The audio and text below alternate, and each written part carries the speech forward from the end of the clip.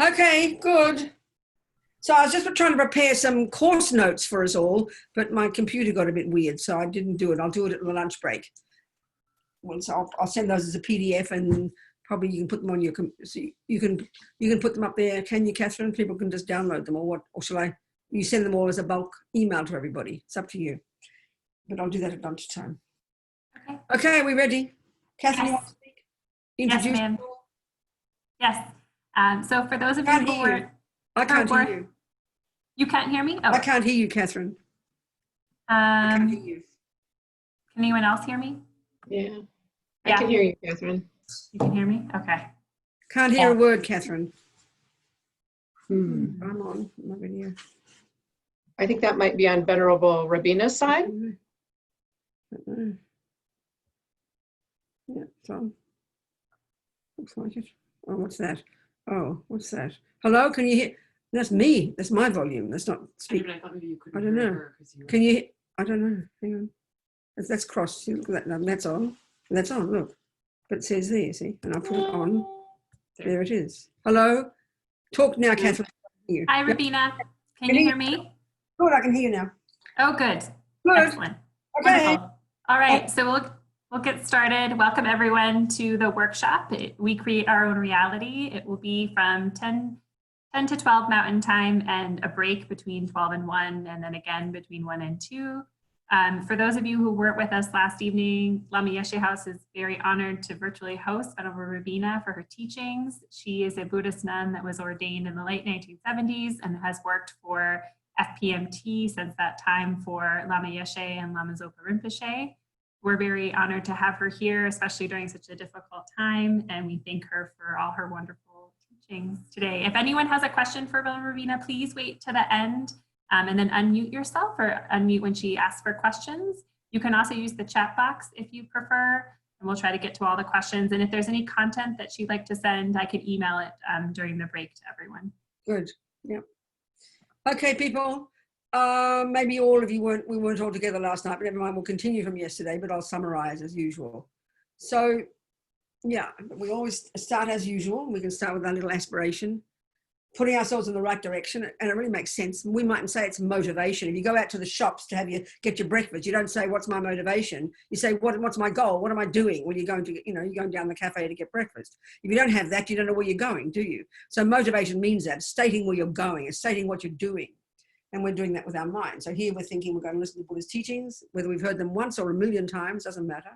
Hear it freshly to see if we can find some advice in it to help us put ourselves together and become these marvelous people that Buddha says we can become, so that we can help others do the same thing. Because we're all in the same boat. That's the idea. All right.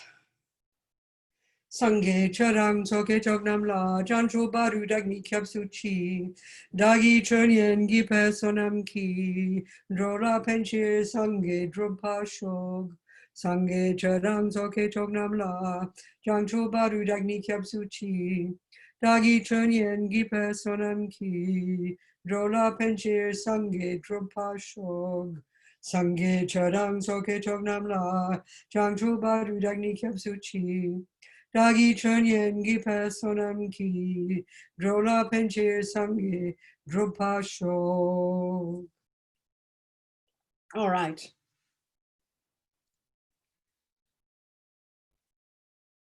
So I suppose it sounds a bit shocking to us to say that we create our own reality, because we might like the idea of it, but it doesn't feel like that, does it? We don't feel like we've created our own reality. We feel like reality is dumped upon us, And that really is a simple way of putting what the Buddha is saying. I mean, we're here already saying that, even we're indicating the subtlest level, the deepest level of Buddha's view, which is the view about emptiness, that nothing has an intrinsic nature, which implies this view,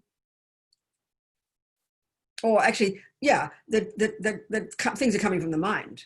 I mean, it seems cosmic to us. We love to read these words. We read them in all the literature. We read the yogis talking this way. We get all very excited. But to comprehend it intellectually, I mean, to understand how it works technically, that's a really interesting point. I think it's so important for us. Because when it comes to spiritual teachings, it's so easy just to mystify them and love to read them and get all excited. But if we can't put it into practical terms, what's the point, you know? It's like you read a book about how beautiful flowers are, and you see all the photos and you get very excited. This is important. You've got to be inspired. But finally, you've got to go and squeeze your brain and learn botany, you know, otherwise you won't get a flower. So we really got to see the distinction between those two things.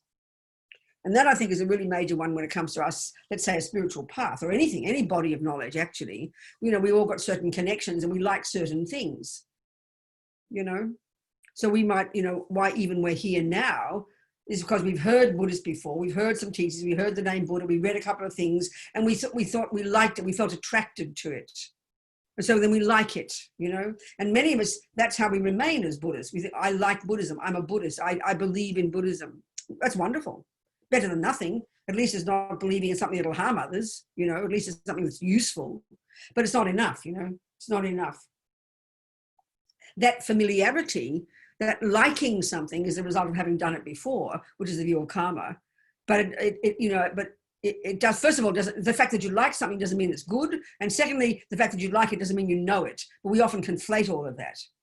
You know, and I think so that we have to learn it. This is the point. And then that's why we've got to use our intelligence, use our noggin, use our brain and think about these things. And as I always keep saying, take them as our hypothesis, you know.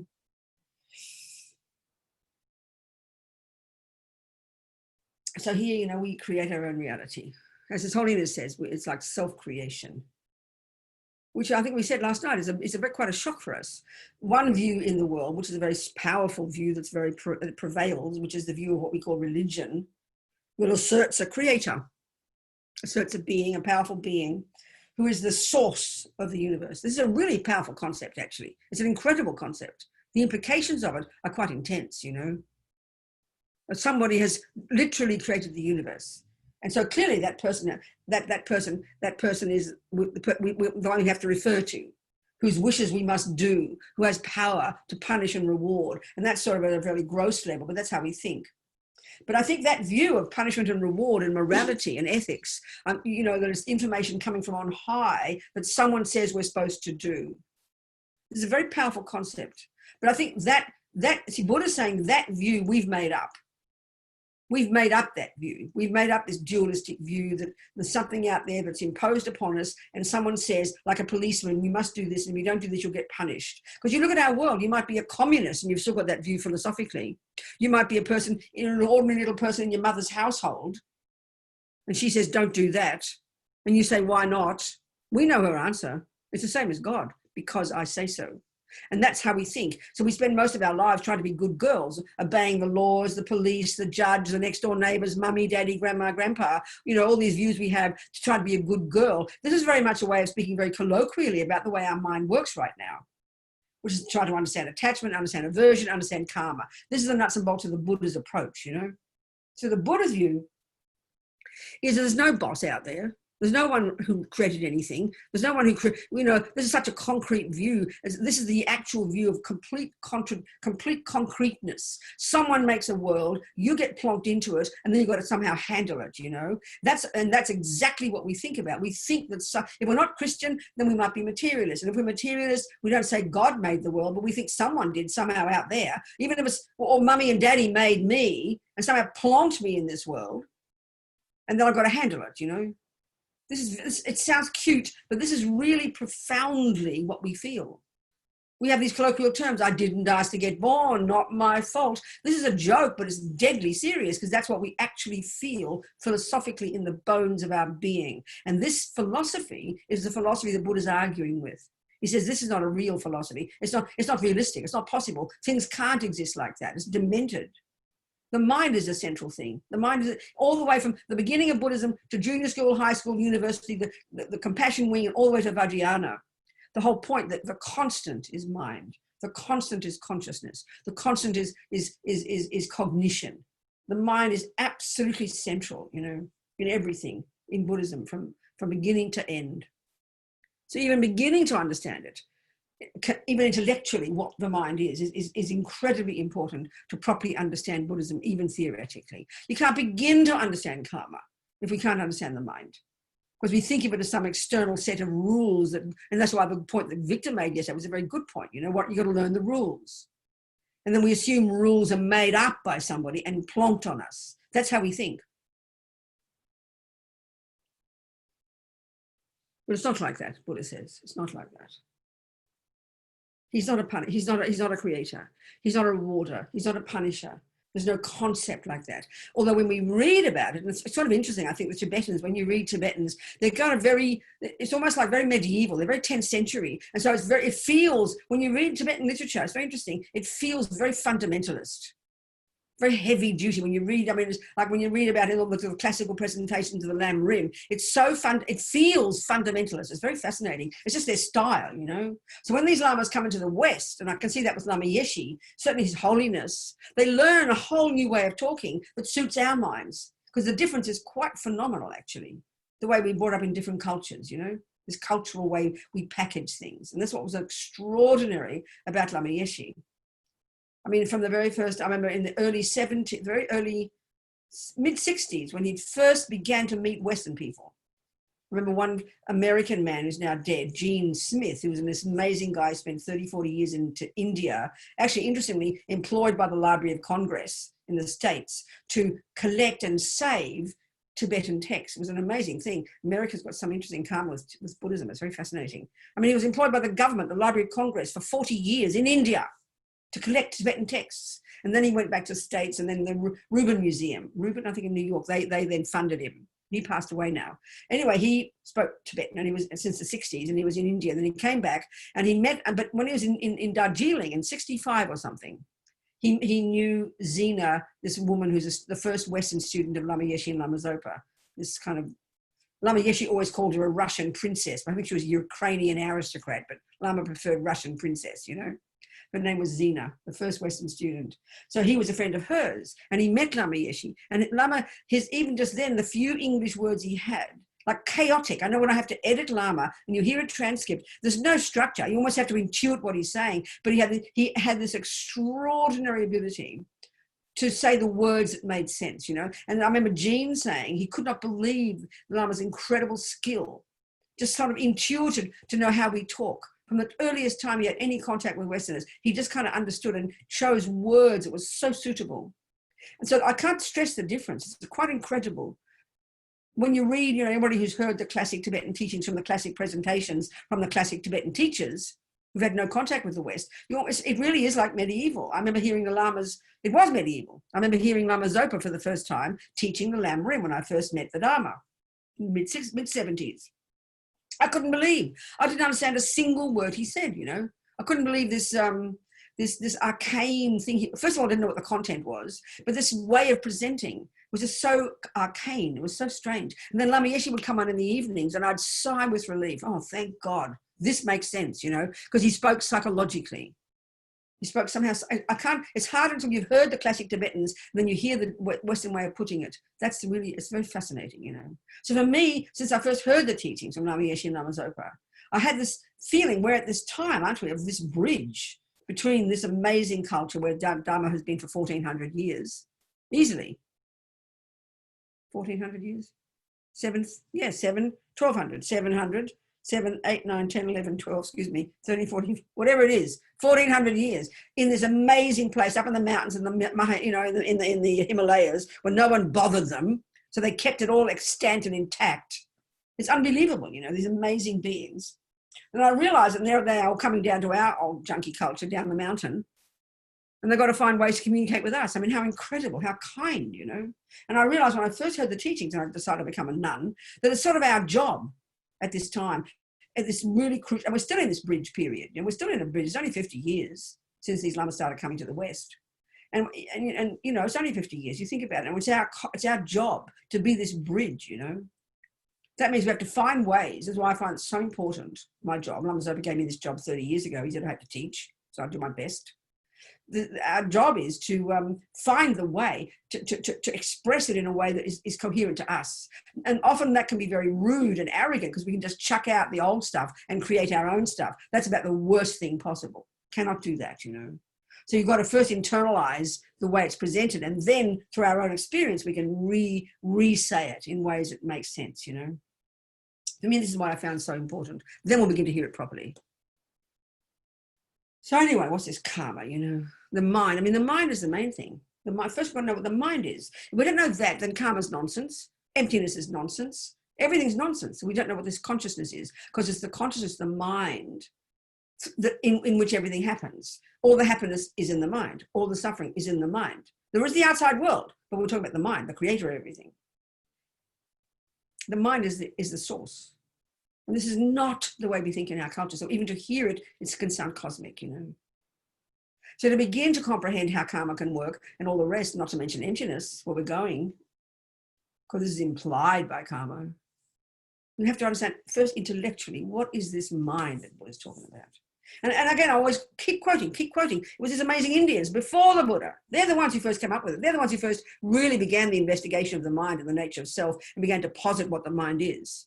With respect to us in our Greek culture, whatever, you know, we go back to the Greeks, don't we?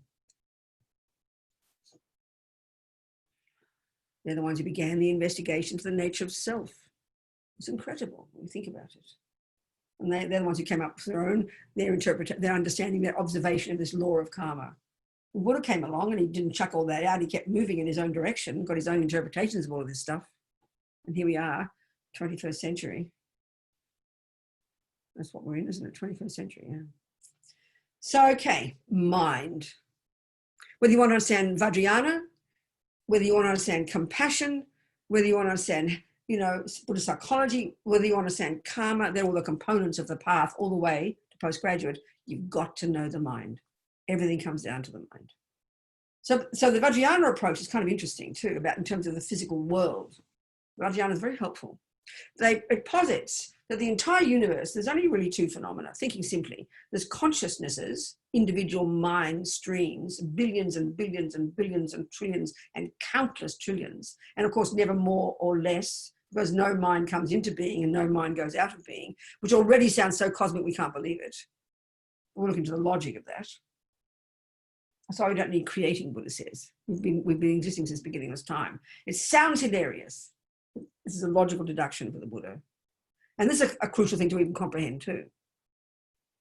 There's trillions of phenomena. There's trillions of minds. And there's two phenomena. There's consciousness, minds, whose function is to cognize, the function of which is to think and do, create karma, create actions. That's what we're talking about. That's the job of a mind. There are countless, beginning and endless, trillions of them. And then this is the Vajrayana model. And this is the Tibetan medical system. This is based in this one. These minds, all these minds, all our minds, consciousness, dog mind, ant mind, hell being mind, God being mind, Buddha mind, our mind, all minds. And this is the way things are. This is just the way things are, you know. For Buddha, this is all just natural law. He hasn't made this up. Minds are inextricably linked to their own set of the four elements. So in other words, there's minds, and no, before that, there's two things that exist, mind and matter. And matter is made of the four elements. Now, we used to use that model 1,000 years ago. Now we have 57 million other elements. But this is still prevails in the Buddhist system. The physical matter can be determined, can be defined in terms of the four elements. That's the components of physical matter. And it's all, and indeed in the Indian text and the Buddhist text, this is all described in great detail. And this is the basis of the Tibetan medical system. It's certainly the basis of the Chinese system. It's the basis of the Ayurvedic system. These still are prevailing on this world and people respect these systems as really valid. Well, this is the Vajrayana system, the understanding of how mind and matter. So there's matter, the physical elements, four elements, and there's minds. And it's found to be so that all minds at a subtle level, all our minds are inextricably linked to our own set of the four elements. So in the Vajrayana, they talk about, this is in the Vajrayana, this is not where karma is taught in junior school, but I like this approach. It helps. I find it very helpful. So in the Vajrayana, they say there's matter and there's minds and the four elements. And then all minds at a subtle level, we've got gross consciousness, which is the level we function at now, along with this gross bag of bones. So we've got gross body, gross mind. That's this bag of bones we've got now that's inextricably linked with particularly our sensory consciousness. That's the grosser level of our consciousness, of our capacity for cognition, okay? In other words, like I said yesterday, mind by definition not being physical, so sensory consciousness, and this is a major way to understand when we talk about karma, which we're going to do, but sensory consciousness is that part of our mind, remember, which is not physical, that's inextricably linked with the eyeball, the nerves, and all the bits and pieces, that then is capable of having a cognition of color and shape. Eye consciousness itself is not the eyeball, but the eyeball is the physical, but you can't have eye consciousness without the eyeball. That's what I was saying yesterday. This approach says mind and body, mind and physical, no matter how subtle or how gross, are utterly different phenomena, but they're linked inextricably. They're utterly interdependent. So you've got the gross level at which mind functions, which is this day-to-day life, and the body that it functions with. Then you've got subtle consciousness, and of course we don't posit this in neuroscience. They're learning about it now. That's why these marvelous conversations with His Holiness the Dalai Lama these last 30, 40 years. All these conferences run by Mind and Life. You see their website, mindandlife.org. Amazing conferences that have really been been part of the groundbreaking discoveries these days about the nature of mind in the modern world, about the brain, neuroplasticity, for example. Incredible discussions. Dalai Lama has been so amazing in opening the world. This extraordinary knowledge, So we've got subtle consciousness. So we only touch that when we dream. And we all know that's kind of pretty weird and wacko, isn't it? No one really understands what the dream mind is. It's subtler level of cognition. And this too is inextricably linked with a subtler level of physicality. These subtle winds, subtle wind energy. The gross is manifestation is this one. The subtle level is these wind energies. So when these Tibetan medical doctors, they study for 12, 13, 14 years or whatever it is, they're studying all the wind energies. And that's similar to how we were in our culture a few hundred years ago. They study all this intricate system of wind energies, prana. This is physical energy. You can't see it with a microscope. This is a Chinese one too, but it's physical energy, but at a subtle level. And these subtle winds are inextricably linked with all the different states of our mental consciousness, because our mental consciousness is more subtle.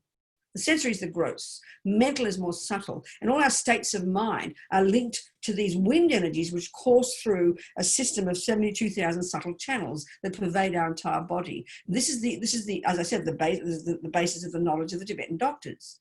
You go to your doctor, she'll feel your pulses, and she'll feel an imbalance of a certain wind, and she knows, because of her knowledge, that it's linked to your attachment, or your anger, or your this, or your that. So the Tibetan, the Vajrayana system, which is in the Tibetan, it's the only really culture where the Vajrayana still prevails. It's dead in India. It doesn't really exist in other Buddhist cultures, but it's still totally alive and extant among the Tibetan Buddhist system.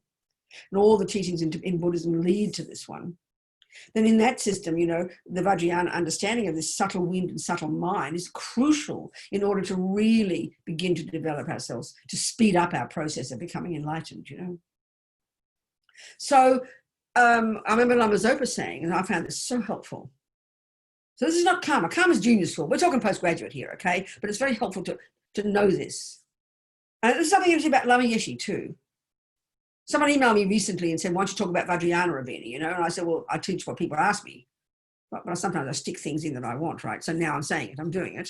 But so, the Vajrayana, Lama Yeshe, he'd always talk this way. He'd always talk about Tantra a lot, but in a very simple, grounded, amazing way.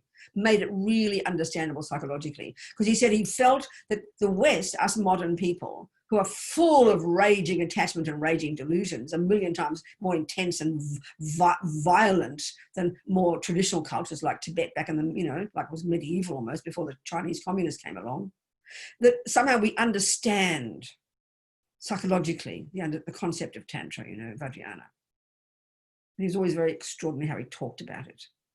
Anyway, so the Vajrayana model describing gross consciousness, subtle consciousness, and then very subtle. That's even, never mind that one. But there's subtle consciousness, which is our mental consciousness, all our thoughts and feelings and emotions, linked to all these wind energies. Now, I think this makes sense. When you're really angry, it's like you've got a storm inside you, isn't it? Your heart is beating faster. The blood is racing. The breath is so intense, you can't believe it. Look at strong attachment energy. Not trying to be too personal here.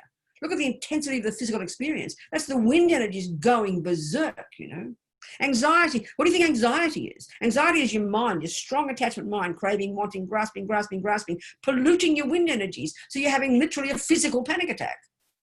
This is caused by the mind. It's caused by the mind, you know. But the body plays a role, it's clear, but the mind runs it. The mind is the boss. It's so clear, you know. So it's just interesting mentioning this. So, as Amazopa said, you know, and this is how we begin to understand karma. So we'll go back to, and I'll describe these 4 ways that karma right, and we'll go into more details. And then I'll quote again this thing that Lama Zopa said about how this intimate relationship between internal and external energies, mental and physical, you know. Very powerful, and it really helps us understand how we create karma, how we think and act and do, you know. So how do we create our own reality? Of course, it's over the long term. It's not like a magic wand. You don't just go poof and you become a lion or something, but we create the causes for what we are. It's a long term, it's an overall, it's a gradual, organic, incremental growing process. It's like a garden. A garden's a great example. You know, you don't put an acorn in the ground and overnight there's an oak tree. It takes time, you know, the same here. So, okay, in what way do we create our own reality? Okay, so then to understand this, let's just get again, theoretically remind ourselves for the millionth time, what are the characteristics of the mind, you know? So like have been saying, Buddha's expertise is not neuroscience. His expertise is not the brain. You ask those amazing dudes back then where their brain was, they would not have a clue. But they are intimately, profoundly, sophisticatedly familiar with the workings of their own subjective cognitive process itself. That's mind, you know. So first, mind, consciousness, broadly speaking, synonymous, used in different contexts in Buddhist philosophy and psychology. Second, fundamental, absolutely fundamental. Like I say, and I mean it sincerely, if this can be proven to be wrong, and that's up to us, then the whole of Buddhism collapses into a heap of utter nonsense. It's very clear. And that is that consciousness isn't physical in its nature. And someone asked last night, is there a tiny part of the mind that's physical? No, not a millimeter, not a millitrillionth of a second of anything. It, by definition, is not physical. Now that's already, it's an interesting concept, but kind of weird. What do you mean by not physical? That sounds like space. Well, even space has kind of subtle energy, you know, subtle particles, physical. But to have something that's not physical, you can't get your head around it, actually. It seems too abstract almost, you know.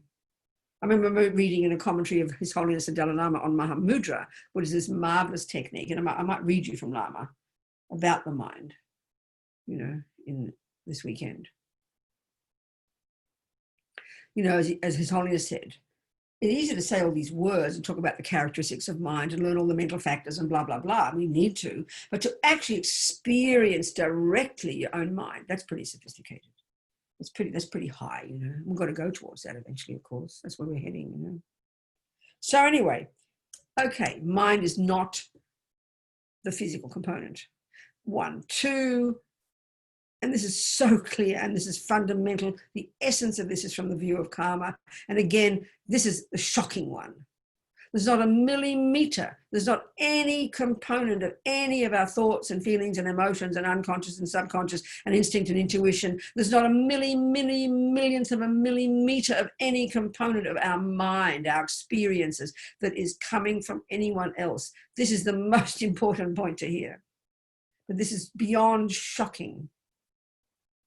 I mean, it's not being rude, again. I mean, I sound direct and rude. I know I always have to quote, I'm not being rude, but our neuroscientific model, our scientific model, our physical model, only, generally speaking, only posits for the physical. And that's why these amazing talks with the Dalai Lama the last 30, 40 years are really moving the materialist view into a different direction. I mean, some people still think it's completely cynical, you know, kind of mystical and absurd, but many really beginning to think now and look at what is mind. This is the amazing results of these discussions with the Dalai Lama in what he brings people together in a way that's quite phenomenal, you know. It's beginning to question our assumptions now. You know, I remember, particularly I learned this when I was working on Lama Zopa's book about death, which is coming out again as a paperback this year. Called, it's got a different name now. It's going to be called How to Face Death Without Fear. That's right. So anyway, in that, I remember reading while I was doing on that book, editing that book of Rimachez, reading a book by an American medical journalist, very funny fellow. It was wonderful. His name is Nick Teresi, Teresi. And the book is called The Undead. And it ain't about zombies. It's actually his wonderful findings from all his research in the States and all the contradictions and problems and obstacles that are now existing as a result of the whole business of, and I call it farming organs, and that's a bit cynical, but whatever that thing is, organ donations, people kindly, compassionately giving their hearts and their livers to other people. So as a result of that business, he was quite cynical about it with respect, because you had all the ego coming into it and the brutality of it and the manipulating of it and blah, blah, blah, never mind all that part. But the interesting point was, he's saying now because of this, people are bumping into their assumptions about exactly when death is. And they're starting to really question the materialist views about death. It used to be so simple, but now they're really having problems. And that's actually great, because people are forcing them to question their assumptions, because of people coming back to life, because all these things that we've all known about in different cultures for centuries, people coming back to life, it's like a joke. But in the materialist world, it's like we put it in the too hard basket because you don't know how to answer it. But now when you realize you've got to start cutting organs out of people and they're still alive because they're discovering this, it's not so easy, And so one of the points was in the book, one doctor, he had one doctor in this business. He said, I can now say with certainty that consciousness is not a function of the brain. I don't know what it is, but that much I can say. So I think this is incredible. It's amazing. And all of this is coming from His Holiness. Much of the findings are coming from the meetings with His Holiness, But people now bumping into their own assumptions when they're trying to cut out hearts from people and livers, and they're realizing the person's still alive, because they come back and breathe. I mean, you hear about these things, but apparently in England in the Victorian times, one hears this, they wish to put a bell in the coffin of dead people, because the experience is people wake up from death. There are many, many stories like this, because we can't work this out in our culture because we know the brain doesn't start becoming alive. So we don't know what to do with it. So as I said, we put it in the too hard basket. So this is so good. This is all happening now. And it's all getting published. It's wonderful. People are questioning their assumptions. And that's exactly what we all should be doing, is the point. And that includes the Buddhist assumptions. Maybe Buddha's a wacko and he's wrong. That's for us to find out and to swallow him whole. That's intellectual laziness,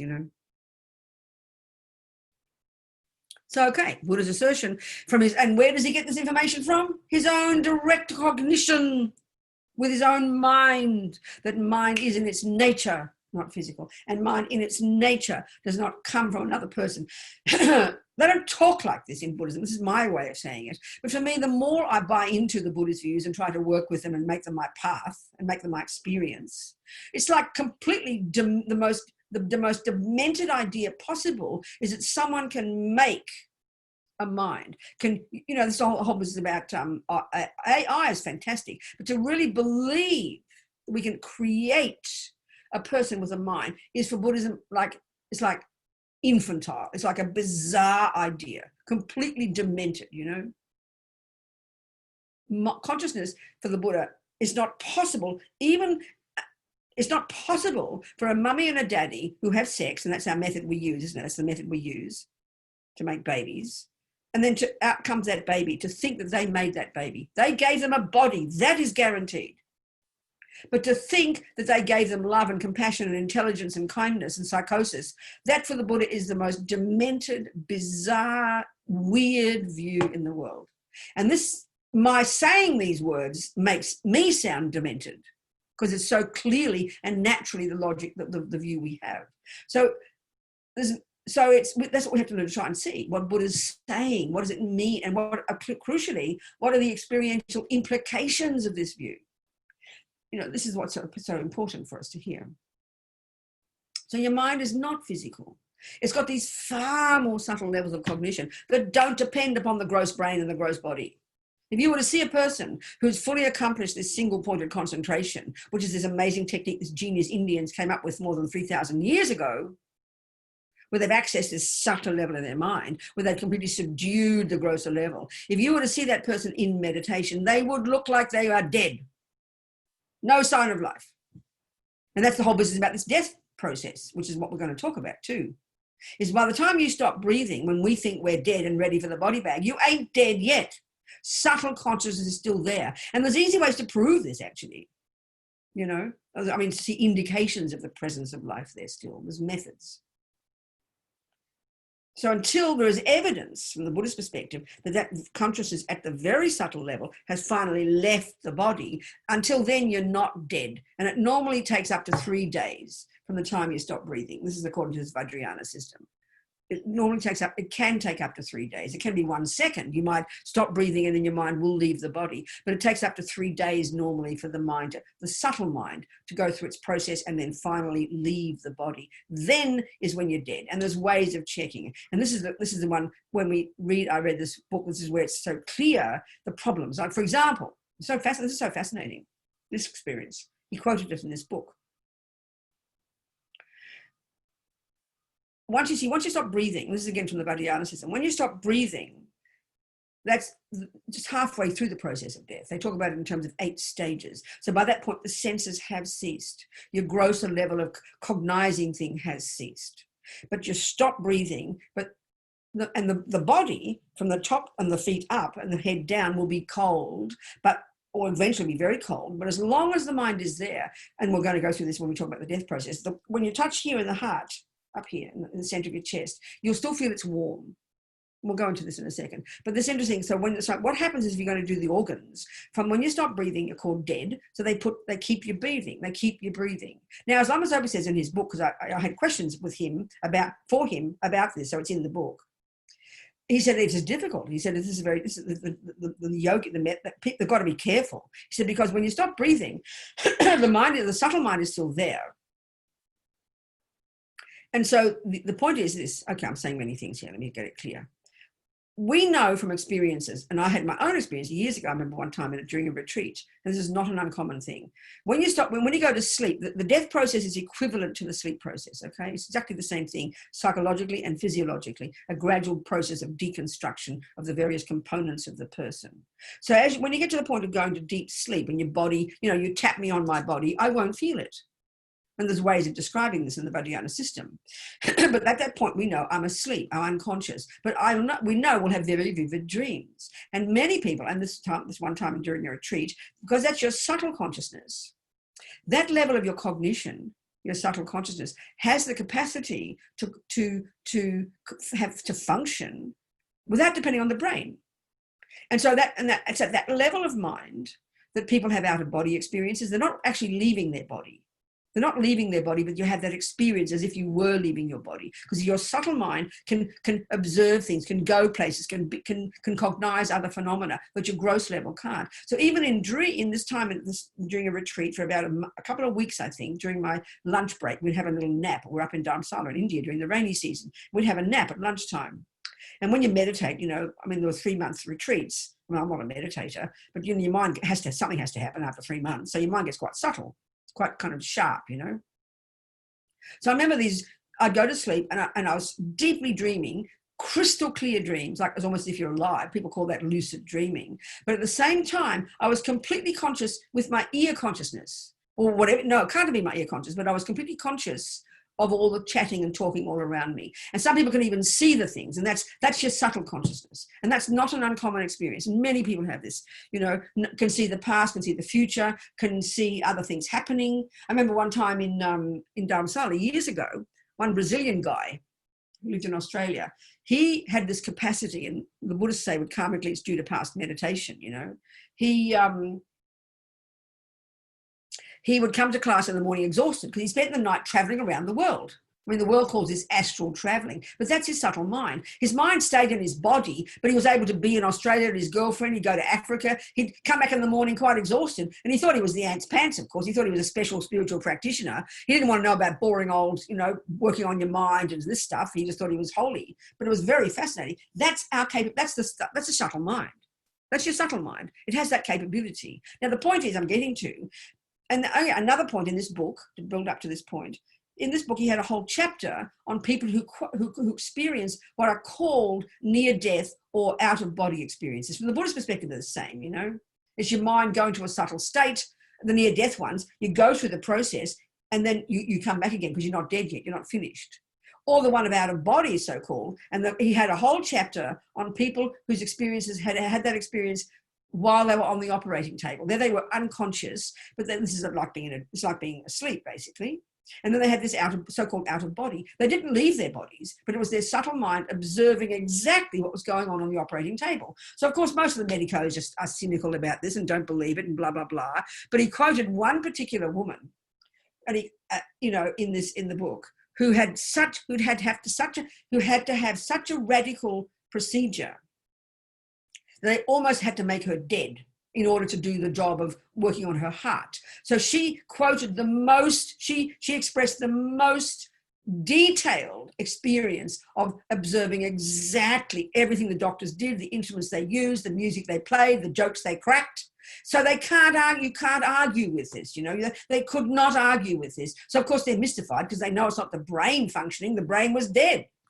So then this is the powerful experiences. You can't argue with these things. And this is why this doctor said, I don't know it's not a function of the brain, don't know what it is, but I can say that much. So this is really important for people to understand. So anyway, in the book, it was very interesting. He quoted one woman, one nurse, who would monitor the heartbeat during the operation of cutting out the heart and the livers from the people, right? So there she was, and this woman who, once you stop breathing, they keep you breathing. But of course, as Lama Zopa says, if you can breathe, if your body is still warm, then that means the mind is still there. There's no question. That's the Buddhist view. The consciousness has to be there because that's the presence of consciousness in our body is what gives us life. The brain and the bits do their job, but without consciousness there, the brain can do nothing. So the fact that she could still breathe and her heart could still beat and she could be all toasty and warm was because her consciousness, her subtle mind was still there. Her sensory consciousness, the gross level, had stopped. So she wouldn't feel anything if you tapped her, but her subtle mind was there. So there she is on the operating table. And the nurse reported, she was monitoring the heartbeat, that as they got the circular saw to cut this woman from head to toe, pull out her organs, the heart went from 100 to 200 beats a minute. So the author joked, I wonder what a dead person has to be anxious about. Well, this is exactly the evidence for the Buddhist analysis that her subtle consciousness is there. And so clearly she must have been conscious at that level, like having an out-of-body experience, observing what they're doing. That's why. Now, not everybody has that. Many people, I just had an operation last year. I wasn't conscious of anything. I woke up very nice after my anesthetic.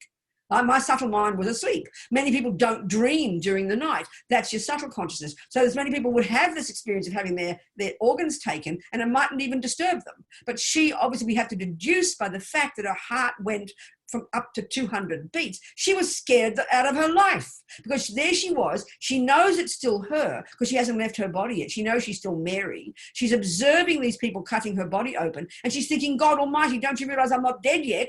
And so, of course, she has a panic attack. And that can be out of interest. We'll get into this later. That can be very shocking for somebody because that can reverse the karmic seed to cause them to die with a lot of fear. So this is very powerful evidence, actually. It's very fascinating. Are we communicating here? I didn't plan to thinking all this, but now I'm saying it all. I hope it's interesting. It is interesting, isn't it? This stuff. So I'll get to karma in a minute. We're leading there, okay? We're talking about the mind. So your mind is not your brain, babies. Your brain is really important, but it ain't your mind. Your brain you do get from mummy and daddy. And the brain is the physical indicator, I would say, of what goes on in the consciousness.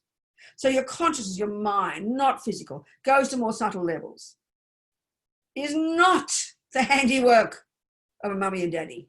And indeed is not the handiwork of a creator. And Buddha's not trying to be rude, but he says that's a misconception. That's a misconception. There's a whole discussion there, but we'll go on somewhere. We'll go there later. So anyway, and also finally, the real point of all of this body of knowledge, the point of all of this, which points to this distinctive characteristic of the mind, which is unique to the Buddha, is this amazing, unbelievable, brilliant potential that our mind has, which is in its nature to be pure and clear and unencumbered by all delusions and all fear and all nonsense, and to be fully developed in all goodness. And that's what a Buddha is. That's the final result of all this hard work. This is the point of studying all this methodology and all this technology, not just to pass your exam in philosophy and science or being a fancy intellectual Buddhist. No, it's all because you're using this all to lead you to rid your mind of all the rubbish which causes you pain and causes you to harm others, and develop your own natural potential of perfection. This is Buddha's view. And he says this is the potential of every single living being, every ant, every Hitler, every dog. This is our true nature. I mean, we can just talk for the next 2 days just on this potential. We have this marvelous, and that for me is a very powerful thing to even talk about, to think about, to hear how we've got this marvelous potential is very uplifting when our view is not that, you know. I mean, you can't talk about the mind as pure in nature when you talk about the brain. The brain is a bunch of shit, you know, like the rest of you. I'm not being rude. The brain is incredible, but it's not pure in its nature. You can't talk that way, which is why we think it's mystical. No, it ain't. This is reality, Buddha says. Your cognition, your consciousness. So the key point about the mind, the Buddha is saying, this is all indicated in the word Buddha. It's so outrageous, you know. I need a mouthful of my tea. Can I have a cup of tea? I'm getting a bit hoarse. Excuse me. How are we going for time? 9:50, nearly an hour. My God, I'm raving on for an hour here. We'll keep going and then we'll get some details. Okay. What was I saying? What was I saying? What? Oh, I said way more after that. Consciousness. Yeah, okay, our true nature. What's it mean by the word Buddha, okay? The word Buddha. It tells us everything. That's the end result. Buddha, the etymology of the word Buddha, or the Tibetan equivalent, Sangye, okay?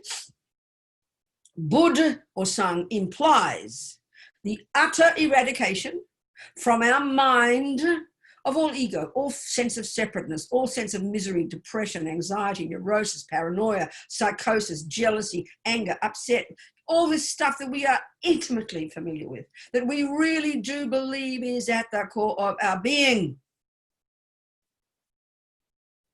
And it ain't what is found. It is not, babies. You can rid the mind of it. This should completely blow our minds right there. We should be so blissful right there. And not only can we do that, Gye implies the development to perfection of the other stuff, which we all know. Love, compassion, intelligence, joy, bliss, clarity, you name it, the lovely words, the nice ones. And we know this automatically, that love and compassion sound good and depression and anxiety sound terrible. No judgment, it's not punitive, it's just reality. So Buddha's expertise is this stuff, his incredible analysis of this stuff. Not the brain, not the events that seem to trigger it, which is our expertise in the West, definitely. But no, the direct, internal, subjective, experiential knowledge of that very cognition, those very emotions and thoughts themselves. That's Buddha's expertise. That's your mind. And when this is its potential, that's its potential. So within that framework, we have to understand the nuts and bolts of how it all works. Because if the point is to end up having fully developed in wisdom and compassion and totally rid of all the rubbish, if that's the end result, it is really evident that implies the methodology. It's clear.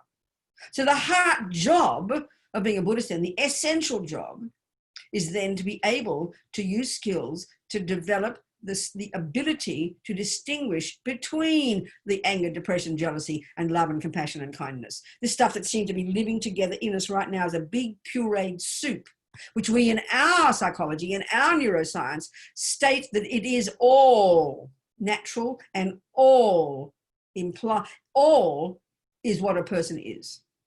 We give them equal status. There's no view, and reasonably, in neuroscience or psychology, that suggests you can get rid of some bits and grow others. I mean, we tried doing that in the 30s, and we cut out people, did lobotomies.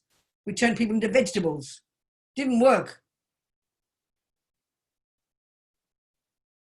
This is an internal, subjective, super sophisticated, super clear job to do.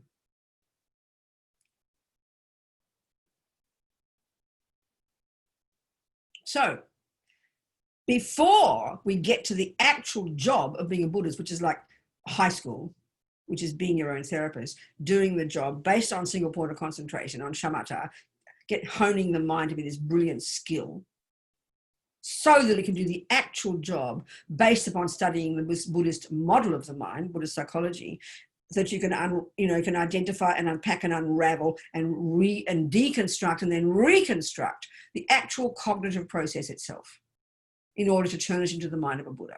That's your job, baby. That's the actual job of being a Buddhist. But before you do that, you've got to go to junior school, and now we'll start on my karma. That's where karma fits. Control your body and control your speech, please. Control the servants of this crazy mind. Why? Because they cause all the trouble. So it's an incremental level of practice. You control your body and speech first, then you go to your mind, then you go to the compassion wing, you get bodhicitta, realize emptiness, and boom, you're a Buddha now. And then you can hang around as long as you like helping sentient beings. Well, I did 1 whole hour of raving. So before we get into the details of karma, you'd like to ask me some questions? There might not be any. I can keep going. It's up to you people. Looks like Heather has a question. Go, darling. A little over 2 weeks ago, my husband passed away unexpectedly on March 26th from an aneurysm. And my God, just right there, just like that, Heather. You mean he just suddenly was there and then he died? Yeah. Sweetheart. And by the time I got to the hospital, he was 100% on the ventilator. And Yes. the doctor said that his mind had quit, his brain had quit functioning. Yes. And that there might be an instinctive way that he might make a fist or something, but he wasn't doing that. And when I was talking to him, I was trying to say medicine Buddha prayers, but it was very difficult because I had to wear a mask for COVID, and yes, it was hard to breathe. And but he kept, when I would talk to him, he would hold my hand. Yes, darling. And I choose to believe that he was doing that. Of course, that's in the Buddhist view, darling. Just letting you know, Heather, there is no question. That's his mind. There's no, and not even his subtle mind, darling. If he could hold your hand, his gross consciousness was still working, but his certain part of his physicality couldn't work. He wasn't able to speak to you. In the Buddhist view, there's absolutely no question. Don't even disbelieve. In the Buddhist view would be that, of course, he was aware of you there, and he could feel you and see you, but he couldn't respond in a certain way. It's very clear, darling. It's very encouraging, isn't it? It gives me comfort. And that's right, exactly, Heather. My other question that just sometime over the weekend is that I do all these prayers for him every day. Yes. And I do as much as I can, and other people pray for him. Yes. And I'm told that will help him with his future life. But yes, that's something that I know experientially. So maybe at some point you can explain how I'm helping him. Absolutely, no question, darling girl. I'm so happy. It's very moving, and thank you for telling us, but it's so important to have kind of real experiences. I mean, not just too intellectual. Absolutely, Heather, there's no question. Absolutely, darling, absolutely. So why just, for our sake, for all of us, why don't you just tell us a little bit more? I think it's very helpful. Mm-hmm. So he was in the hospital, and how long before you were with him until he passed away, do you think? He was found unconscious at maybe around 5 or 6, and we're not sure how long he was there before he was found. And then in the morning, in the evening. In the evening, darling. Go on, and then we weren't living together at the time, so I drove from Denver to Aspen, which took about 4 hours. Yes. And by then he was completely on the ventilator. And in the hospital, yes. They kept him on the ventilator overnight so his mom and dad could say goodbye to him. Yes, yes. And I was told, I knew that I was supposed to be saying medicine Buddha. Were you with him all that? I'm interested, Heather. Were you with him all that time, or you just stayed there for a little bit? I stayed there for a little bit, and it's complicated with his. Of course, darling. That makes sense. Yes, I wanted to give his mom the grace to be with her. Of course, darling. Absolutely. I didn't stay with him. So when did he actually stop? When did he stop breathing, sweetheart? He stopped breathing about 20 minutes after they took him off the ventilator at 10:10 the next morning. And you weren't with him at that time? No, I let his mom be with him. I understand, darling. And when did they move the body? They moved the body maybe that afternoon to a place in Aspen, and then they moved it to a place they had to wait for I understand. out of the ICU, but they had to wait for the the coronavirus. I understand, of course. So then he was in his bed alone with no one touching him for several hours. After he quit. That's really, see, that's really good, Heather. We'll go into this. It's so helpful to say all this. This is really good to know. And did you know when he stopped breathing? Did they tell you? At 10:10, yes. At 10:10. They told you that. You knew at that time when you were doing medicine Buddha for him then? Yeah. And did you happen to know about getting a monastery to do medicine Buddha or anything like that? Did you tell other people to do? Not immediately, but actually, I think Geshe Sharif was praying for him. Oh, okay. So you told him. Yeah. Okay, darling. All I'm saying is, from the Buddhist perspective, like how fortunate he was. I'm not joking when I say that. I mean, no one wants to die, but there he was. He didn't die immediately. His mind was still there. You were with him. You knew, and he was and that's, if he's still breathing, his consciousness is still there. And the fact that he squeezed your hand absolutely shows he was conscious that you were there. That's the Buddhist perspective. I'm not trying to argue with the medical views. I'm not trying to be arrogant here. I'm simply giving you the Buddhist view, and it's your decision to decide which view you want to think about, Heather. So I'm just giving you the Buddhist analysis as well as I can. So as long as he was breathing, his mind was still there. But even when he stopped breathing, and that means, and the fact that he was there for several hours, that's really powerful and extremely helpful for him, because that means his mind could have still been there, because he would have been more peaceful at that point, and you would have given him great courage. Because, I mean, even though you were separate, he probably loved you, and he got confidence from the fact that you were there with him saying the mantras. This is so beneficial, darling. And even though he might not have been a Buddhist, and this is the power of these mantras, because they're the mantras are like the subtle expression of the energy of these different enlightened beings, which actually are our mind, and they do exist. This is the Buddha's view. And so that can hook the energy of the Buddhas to be right there at that time. And because our mind is more subtle, we can have awareness of that subtle energy, because our mind is more subtle. So that was an incredible, special blessing for him. And the fact that he is left alone for several hours is really, really helpful for him. They didn't disturb his body immediately. So there's many good things that happened. And so you should be very happy it worked out well for him. He was so fortunate, darling. And if you're continuing to do those things, I mean, we can talk about that more later, but it sounds really beneficial. It's very marvelous and a very good experience for you, And the real one is also, Heather, this is something I want to talk about karma too, and the part that we often forget about. This will be us one day. We're going to be on that bed. We're going to be dying at some point. It starts to come home to us when we think of other people dying. But the real learning for all of us, Heather, is, wow, that's going to be me one day as well. So I better get ready, baby, Do you understand? I do. Thank you. Thank you so much for telling us, darling. And everything I'll say here, especially when we get to the death process later, and go in more detail. But a lot of the things I've said already and what you're saying sounds very excellent. So fortunate, your darling. What was your husband's name? His name was Chad Fox. Chad Fox. So we'll do a little medicine Buddha practice later, and we can think of Chad and everybody else as well. Thank you so much. Yeah. Thank you, Heather. That's great. Thank you. So listen, Catherine, do you want a kind of 5-minute break before we come back again, and then we'll have an hour's break later, or you want to keep going? Sure, we can take a 5-minute break. You want to have a 5-minute break, people? Okay, 5-minute break. We'll be back in, and then we can have another. So it's 10:03, so let's say 10. I want to say 10 past 10, 10 past 11, we'll come back, or in about 10 past, yeah. Yeah? Is that enough? Good cup of tea, go to the toilet. See you soon. We've got time. We're okay. We're relaxed. Thank you, everybody. See you.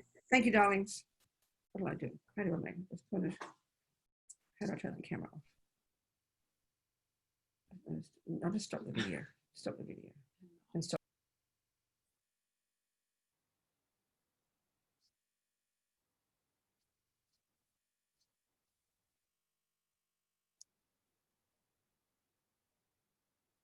We're here. Okay. Thank you. Let's keep going. So, with our bit of a background about the mind, about the Buddha's view, about where we're going with all this, we need to understand the nuts and bolts of this world view of the Buddha's, which is his explanation of what the world is. Quite literally, the view of karma is the Buddha's explanation of what the world is, why it is interesting, what is the world, what is happiness, what is suffering, what is a human, what is a dog. This is actually his explanation. This is where it's all contained, It's a detailed, broad, vast, precise presentation of the universe and how it works, and how to be in charge of our role in it. That really is the big picture of what karma is.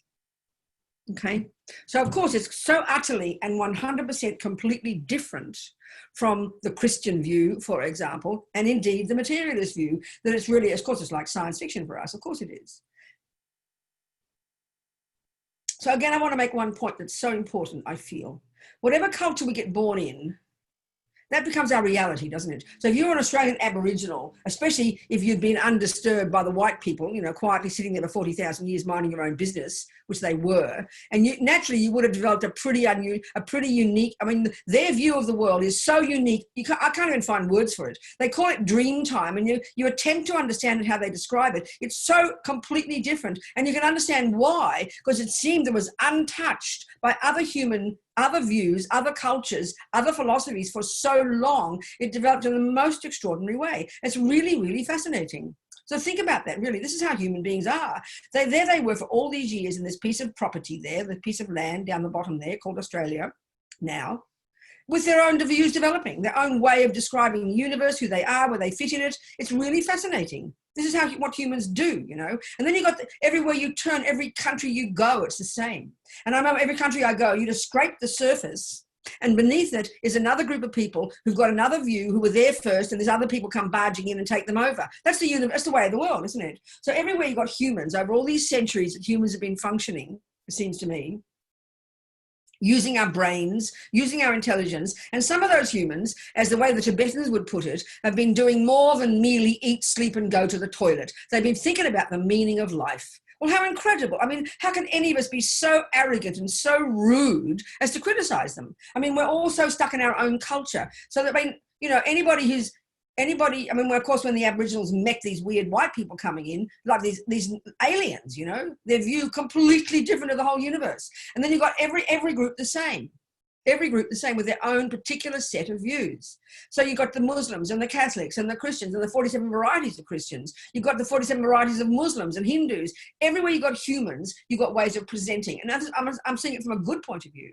So everyone's got viewpoints. So we don't think of it as a viewpoint. Now, the point is, when you're in your own culture and you're so immersed in it, this is a really good point. You don't think of it as a viewpoint. You think of it as real. You think of it as true. This is truth. And then these weird people come along in with their weird viewpoints, and you think they're all insane.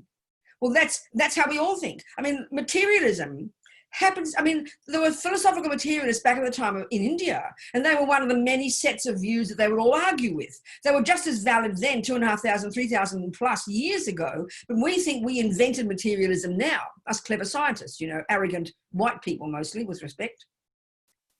Men, sorry, be more precise, arrogant white men. It's okay. We've all been white men in the past. It's okay, boys. So, you know, cramming up with all these views. And of course, we think we've discovered reality. All these people coming in, these inventors and these scientists, we've discovered reality. We think we created psychology 100 years ago with Freud. Well, it was these Indians, as the Dalai Lama points out, they were beginning the investigation into the self 3,000 years ago. Come on, give me a break. But we all have this arrogance, this hubris, you know. So materialists especially, not especially. You get a fundamentalist Christian, a fundamentalist Muslim, a fundamentalist Buddhist, they're all going to be the same. It's reality and everybody else is stupid. That's how we think. And look at materialists. Materialists would say, and this is a really profound point, oh, I don't believe in anything. What are you talking about?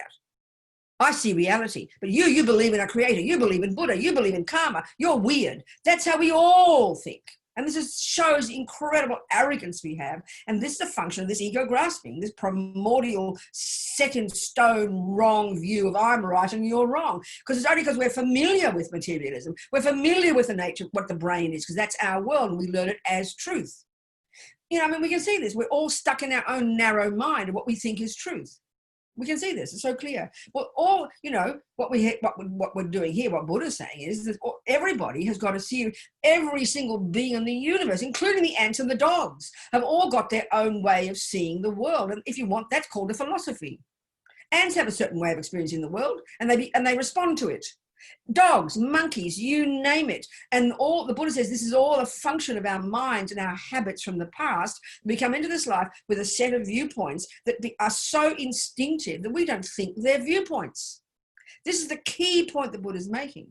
So when we're really stuck in our own ways, which is what I'm saying here, you don't even think that what you think is a viewpoint about something, you just think it's the truth. And that's fundamentalism. And that's how we all are, you know.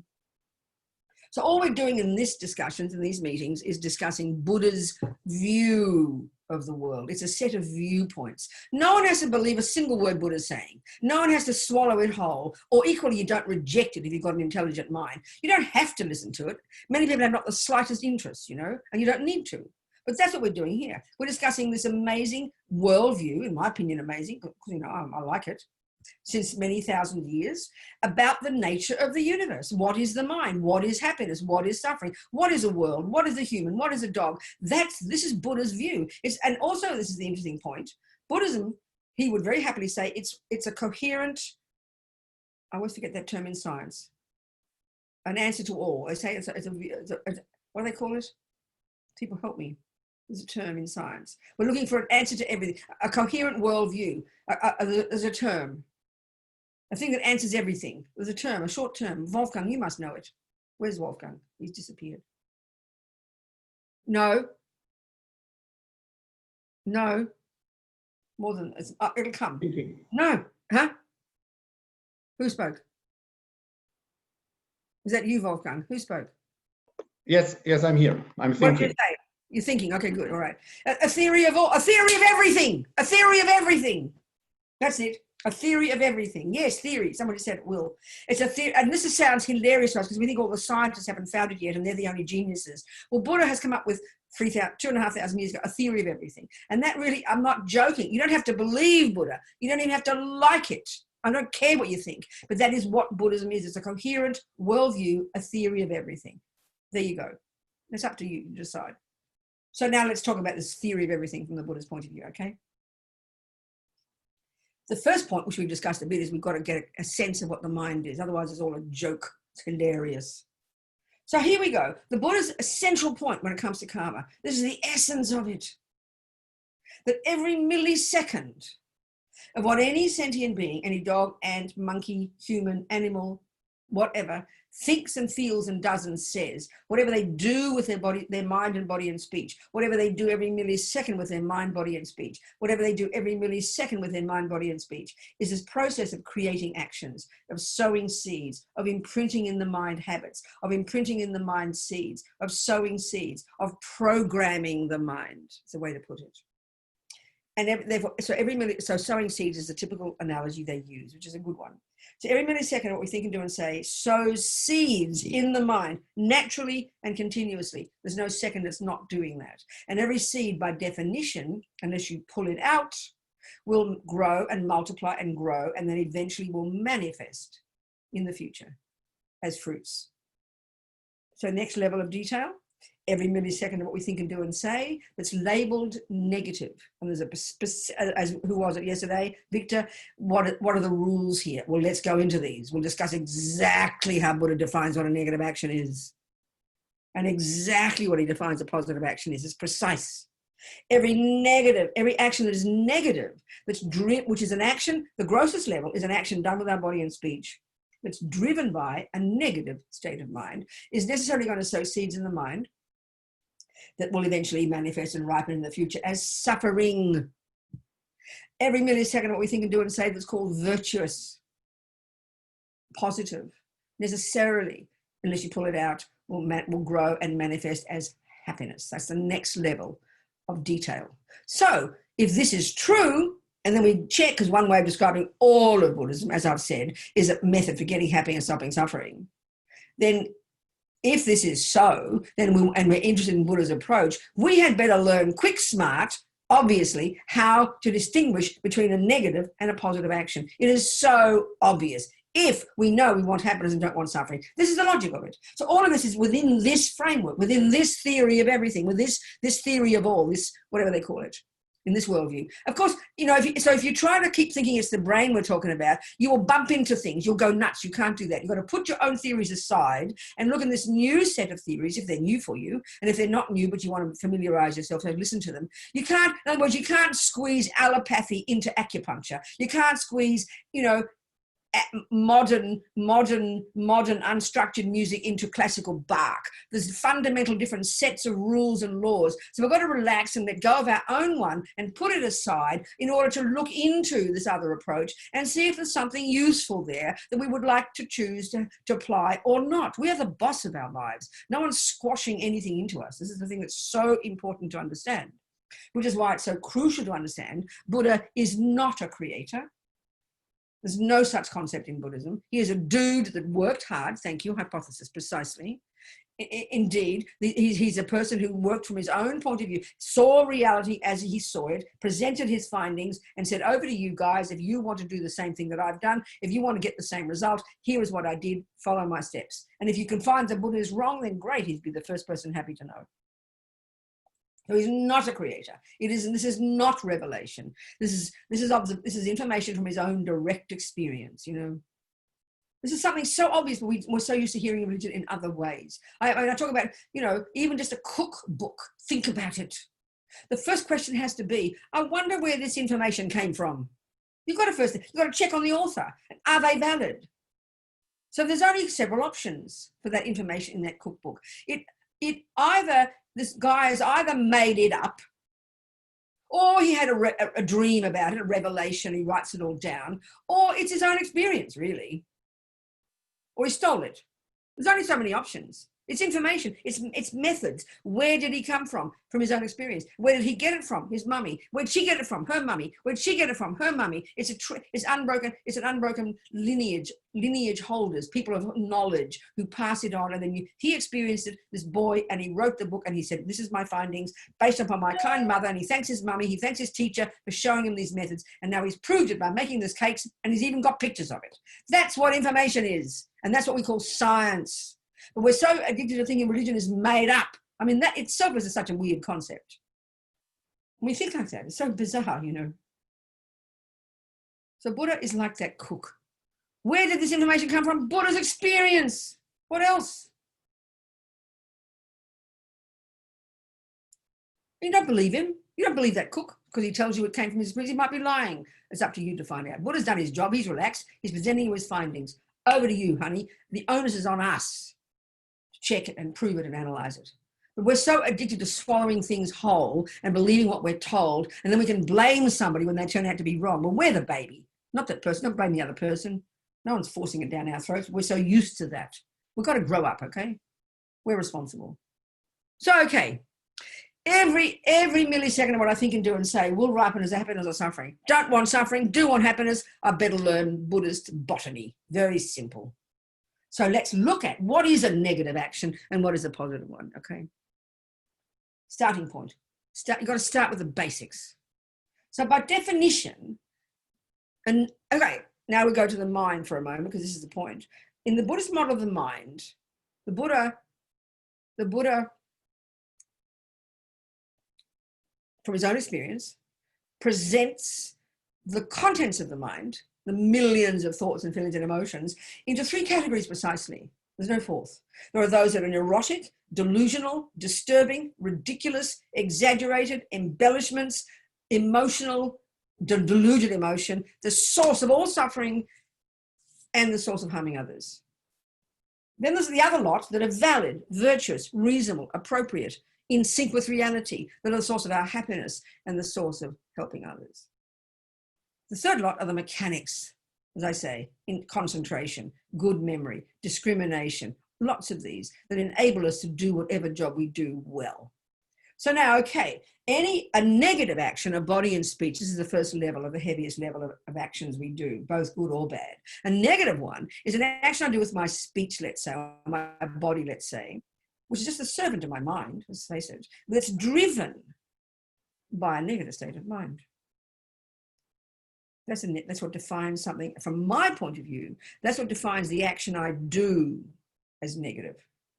And then generally a negative action for the Buddha at the grossest level is one that's defined as an action that harms another.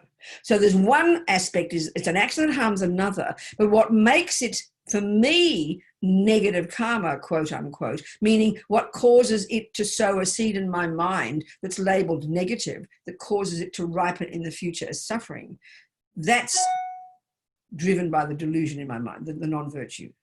So we'll go into this. So any action that's called negative, for me, it's negative if it's driven by a negative state of mind. Then a positive action, naturally, is an action driven by a virtue that benefits another. So this is the simple principles. And then there's a million variations on this dependent upon our culture, our time, our space, you know, where you are, who you are, or your habits. There's so many other variations, so many other things that are contingent, you know. So, okay, in general then, there are 4 ways that seed of consciously intending to not kill the mouse. You see the mouse, you try to save it, so you have compassion. That's called a virtuous action. So there are 4 ways in which that virtuous action can ripen in the future. But if it's a complete action, and a complete action would have 4 things in place when we do it. So in the case of saving the mouse, the first component that has to be there in this case of an action called non-killing is a living mouse. First one, the object. If it's an action of generosity, the first of the 4 things that have to be in place when I do the action is a person. A person. You know, you can't be generous to a tree. A tree doesn't need anything. A cup doesn't need it. You know, it has to be a person. The second one in the non-killing or the generosity, or the killing for that matter, has to be the mind involved in it. And this is the crucial piece. This is the central piece that determines the character of the action. It determines the seed planted in the first place, the mind involved. And there's 2 bits, 2A and 2B.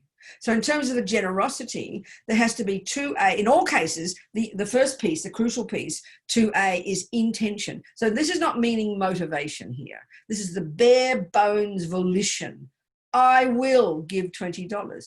I will try and save that mouse. Or a negative action, I will kill that dog. I will, volition, intention. And this is the actual meaning of the word karma. The word karma means action, but it's really referring first and foremost at mental action, which is the thought. As Lama Zopa says, there's a nice saying in Tibetan, everything exists on the tip of the wish. The thought is the start of everything. The thought is the beginning of the universe. This is the central piece. Intention. I'll give 20 euros. I will kill the dog. I will save the mouse. I will walk out the door. If you don't have even that thought, your body will sit there and nothing will happen until you have the thought, I will walk out the door. And then your body goes into motion and you walk out the door. So this is the boss. You want a boss inside here? That's the boss. Intention, bare bones, I will, volition. So 2A is I will kill the dog. I will save the mouse. I will give 20 euros, whatever it might be. Then the 2B is even if 2A is the most important, then 2B is even more important. Motivation. Why are you going to give 20 euros, Robina? Why are you going to kill the dog, Robina? Why are you going to save the mouse, Robina? This is the point. So intention and motivation come so totally together, we don't even discriminate them. And this is the part we have to learn to do. This is the technology of our minds we have to learn. So 2B, why are you going to kill the dog, Robina? Oh, I can't stand dogs. What do you think? Ugly, little dirty looking thing. Look at it. It's got mange. I don't like dogs. Can't bear it. It's called anger. I mean, there's only 2 reasons we do things, anger or attachment. Variations of these. We'll go into this later. Aversion, you know, aversion. How disgusting, that horrible dog. Get it out of my face. Why are you going to save the mouse, Robina? Oh, compassion.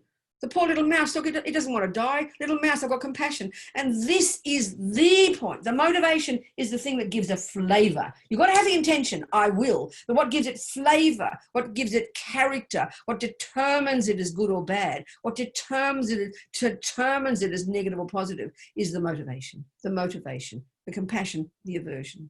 It's so clear, actually. 3, you do the action. You kill the dog, you save the mouse, you give the 20 euros. 4, the result, the dog is dead, the mouse is saved, and the person gets 20 euros. That's a simple way of presenting the 4 points of a complete action. So any complete action with those 4 components sows a seed drops a seed in your main bank vault.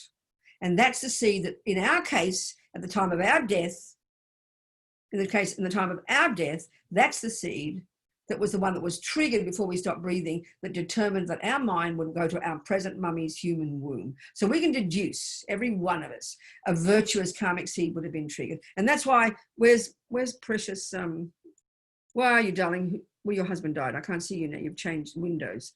There you go, sweetheart. I forget your name, darling. Heather. So in Heather's case, we can argue that there's Heather standing next to her husband, who's still got his mind there, and she's saying the medicine Buddha. So the power, I mean, it's not the time to say it now, but I'll say it now just for Heather. I mean, this is something we've got to look into, because it sounds all like religions are saying the Buddhas are powerful. But the more we understand the nature of what a Buddha is, and the more we understand how Buddha minds exist throughout the universe, because minds are beginningless and endless, and the power of Buddha's minds are so stupendous. I mean, if you get Lama Zopa talking about the power of mantra alone, just the mantra is inconceivable. So to hear that is so beneficial for your precious husband. You know, what was his name again? I forget. Heather, I'm so sorry. What was it, his first name? Chad.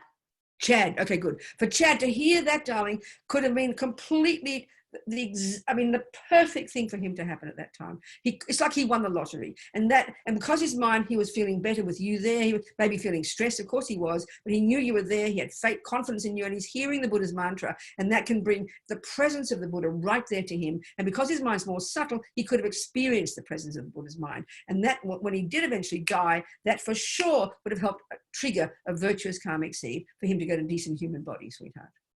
Do you understand, Heather? So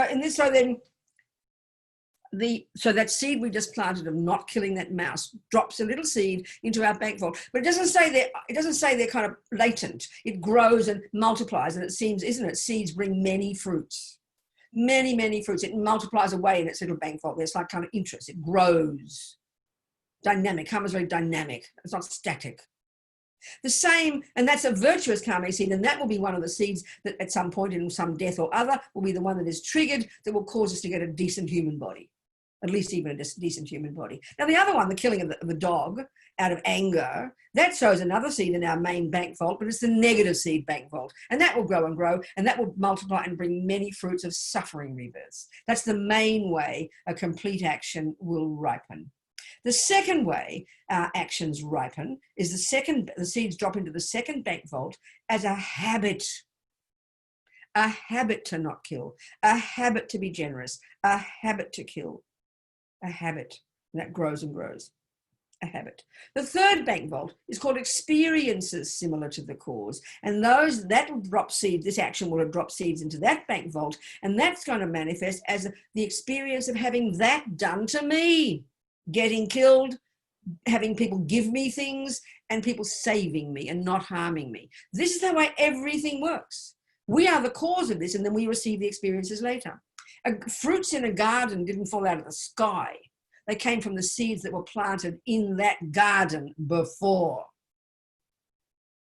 That's why the idea in Buddhism, the idea in the materialist view that anger or the habit to kill or the habit to play music can literally come from the parent. This is demented for the Buddha.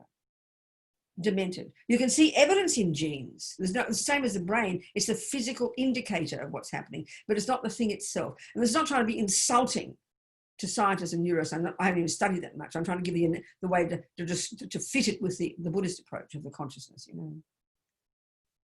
So in other words, you've got the habit let's say you've got the habit from past killing. It'll ripen as an experience that you will get sick. So that means you're going to be born to a mummy who's got genes that have a tendency to get cancer. You didn't create those genes. You created the cause to have that mummy with those genes. So the fourth way that karmic seed of generosity, killing or not killing, will leave a seed in a fourth bank vault. Because we can see we all live in physical, we've all got an environment. We don't float in the sky. So we have an environment, the very way the environment impacts upon us, this is due to our past actions. We have experiences at the hands of others. The very way people see and treat us is the result of our past actions. We have tendencies, the result of having done them before. We have a body as a result of certain karma. We are the creators of our own reality. And every being in the universe is like this, every single one. every ant, every dog, and all experiencing the environmental results, the experiences similar to the cause results, the intentions, the habits as a result, and even the physical life we've got.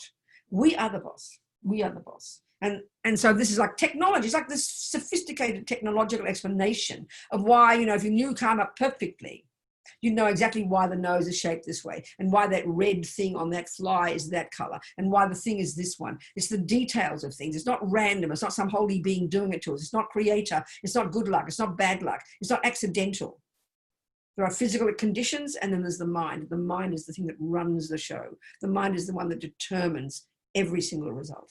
I mean, of course, it's not evident to us. It's a bizarre concept initially, you know. Without understanding, especially the Vajrayana model, this is just weird. The more we understand about the nature of the 4 elements and the wind energies and the universe and the mind and how they work together, this kind of has some kind of internal logic at least, you know. So any questions? That'll do for now. Just the basic principles. I'm going to keep unpacking it and unfolding it. Are there any questions?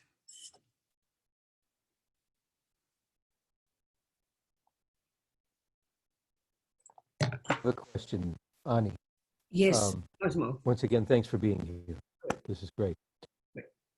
I was walking around the supermarket the other day, Yeah. and there was a woman with a little boy who was, I guess he was mongoloid or something like that. Mm-hmm. And it made me think that many of us, some of us are unfortunate enough to be born in the human realm. That's right. But we are really little better than animals because of the mental faculties we were born with, the unfortunate condition we were born with. That's right. Would that have to do with karma in the case of that little boy?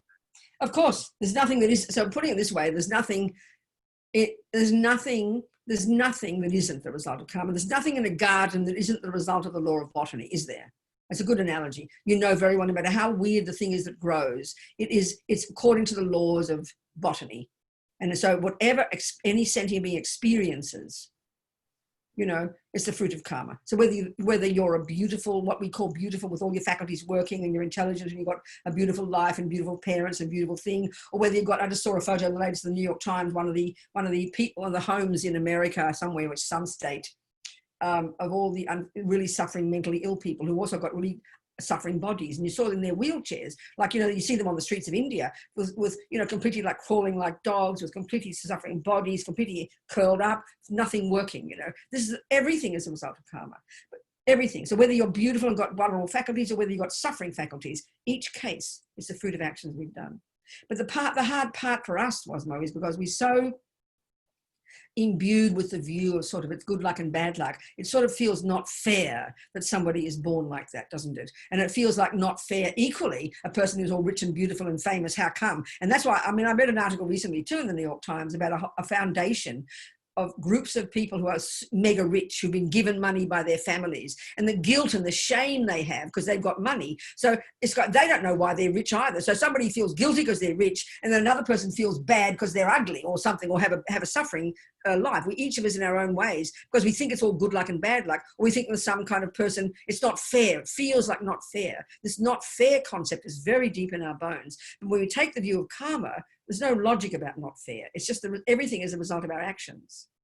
And in the end, the first approach to karma is when we use our own experiences and see the bad things that happen, and we realize we caused them. And then we see the good things that happen and we realize we caused those too. Like in our garden, you don't kind of curse and swear and say, who put weeds in my garden? You don't think, you know, like, you know that nobody did, that you just didn't pull them out. They're your weeds, baby. And when you see the flowers in your garden, you rejoice and you own them, and you know you don't want more weeds, so you pull them out, and you know you want flowers, so you keep growing them. That's the learning from the law of botany. So the same here, the learning from the law of karma is that we are the creator of our experiences, good or bad. When we learn that, we own them and we move on, and we make sure we pull out the rubbish seeds and we grow the good seeds, because we want a decent garden in the future. And then, Wasmo, this is the point, that leads us to the compassion wing.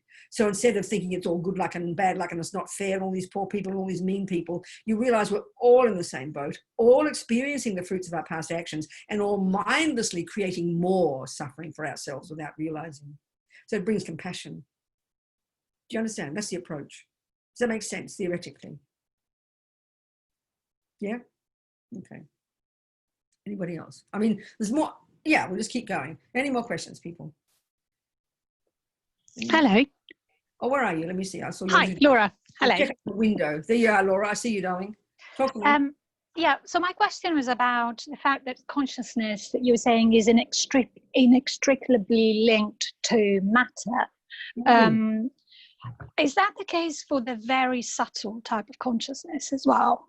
No, absolutely, exactly, yes, there is. So the way they talk is gross level, we've got this bag of bones in our case, and we have gross sensory consciousness. At the subtle level, we have these subtle winds and the subtle channels and all the states of mind coursing through those channels along, connected to their own winds. And then as that keeps deconstructing in the death process, it all subsumes to very subtle consciousness and very subtle wind. So all the elements, starting from these gross ones to the subtle, all subsume to this very subtle wind energy. And all the gross consciousness, subtle consciousness subsumes to the very subtle consciousness, clear light consciousness. So yes, and they're inextricably linked. And this is the building blocks of the new life. So yes. Okay. And are these type of consciousness present simultaneously, even in our everyday life? Absolutely, darling. It's like we're functioning at the gross level right now because our senses are working, but our sort of microscope is asleep. The microscope's there. We have to train ourselves through concentration to access and turn on the microscope, which is our subtle capacity for cognition. It's there all the time, but it's like asleep. Okay, thank you. It's a capacity. Don't think of it as a separate piece. It's a capacity of our cognition at different levels. So we have to wake up those levels of cognition. Do you understand my point? Yeah, thank you. In other words, eye consciousness is always there, but if your eyelids are closed, it won't function. So we've got to open our eyes, in other words. And we have to, the capacity of our mind is all there right now. So we have to do the work of first getting single point of concentration, which then helps us access those subtle levels, wake those subtle levels of cognition up. It's a way of putting it. You see what I'm saying? It's not a separate bit of your mind. Yeah, thank you. Levels of how it functions. Thank you, Laura. Thank you. Okay. What else? Anybody? Hello, Venerable Robina. Here is Wolfgang. Yes, okay. My question is based on your explanation. Here in the Silicon Valley, we work for years in artificial intelligence. I know, it's very interesting. Go on. But it doesn't work out. It's a dead-end road because what is missing is exactly the mind. The consciousness is not entering into the machine. That's exactly right. Exactly right, Bob. Now the question is it possible from the Buddhist point of view that ever a consciousness will enter in the machine? It's a really good question, and I've thought about that. And you know, the thing is, if we think the physical world is made of the four elements, and then the mind is conjoined, all minds are conjoined with their own four elements. So in animals and humans, it's not possible because you've got to have this subtle physical nervous system that you can't replicate with metal. But with some creatures, they don't have a nervous system like ours, a subtle nervous system. It's not impossible because it's okay. Another way to put it, the whole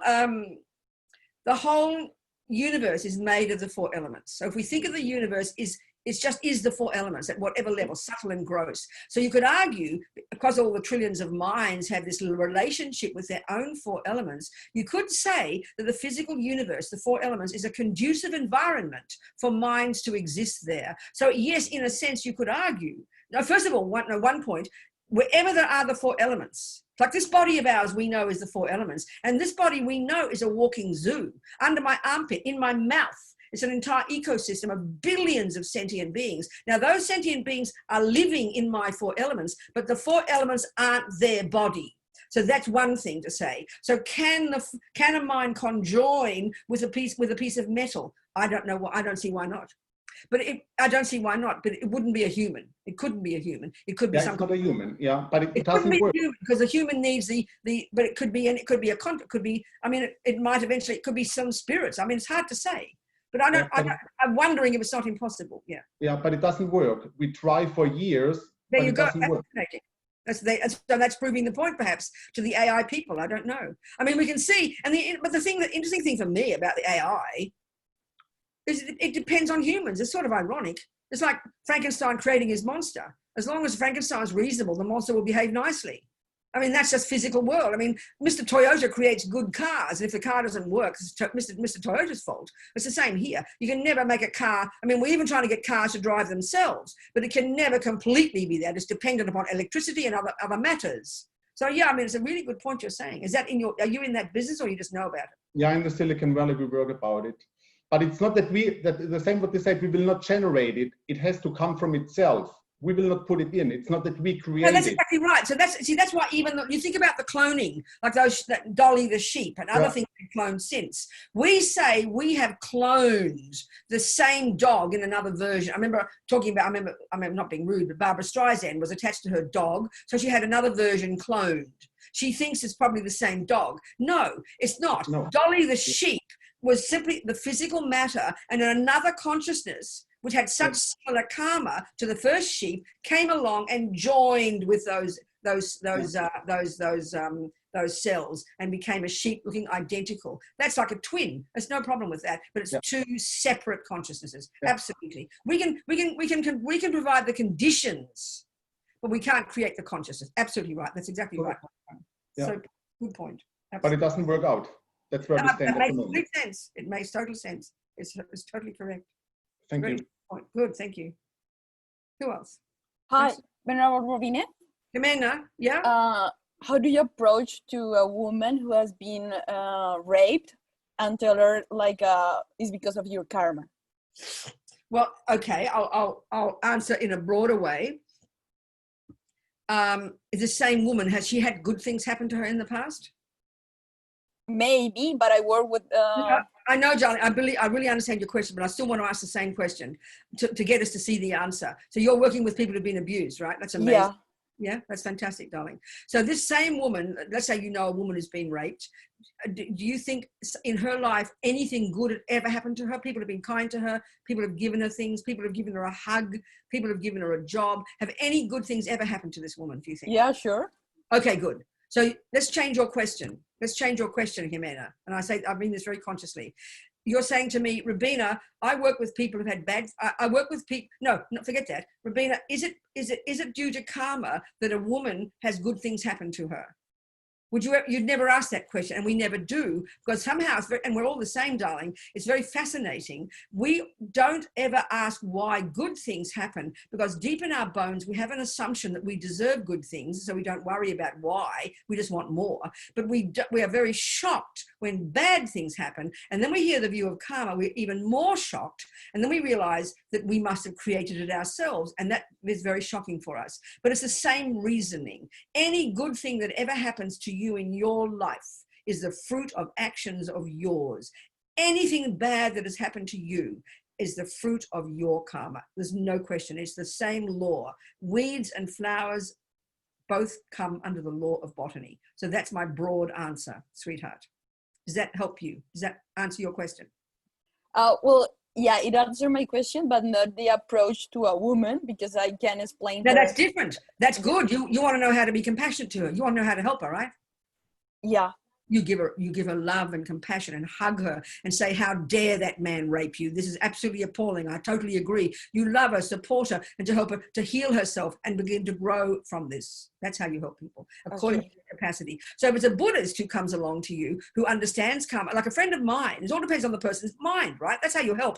See, this is the point. It's like you're a doctor and you've learned all about cancer and you've got all the logic about what a cancer is. Well, if I come to you completely distraught, because I've got cancer, you're not going to sit there and give me a lecture about why I've got cancer from the technical point of view. You're going to be kind to me and give me a hug and give me courage, won't you?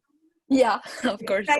You understand my point? It's the same here. Yeah. So if a person wants to know about karma, if a Buddhist comes to me who's got a Buddhist view, and then we'll talk about karma. But if a person comes to me who's been raped or abused or whatever, and they're suffering from it, you'd have to know where they're coming from, and I'll give them love and support. Because no matter what, the fact that we cause our suffering doesn't mean it's right to rape somebody. The fact that we cause it doesn't mean that the fact that we cause the suffering from the past doesn't mean it's right to rape or it's right to steal. But we have that assumption in our mind because so it's quite complex how we think about it. But when we really put it down on the earth, it's not complicated. So you help according to the person's capability, Do you understand that? Thank you very much.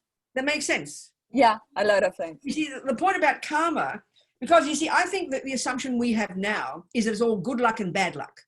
We don't have a logical reason why I should get raped. There's no logical reason we can find why she got raped. So we think it's bad luck. It's not fair. So then when we hear that there's no such thing as not fair, we think it's all karma. And then we go, oh, well, they must deserve it. You know, and that's our mind runs to that assumption. But that's really inappropriate. It's nothing to do with that. We're all in the same boat.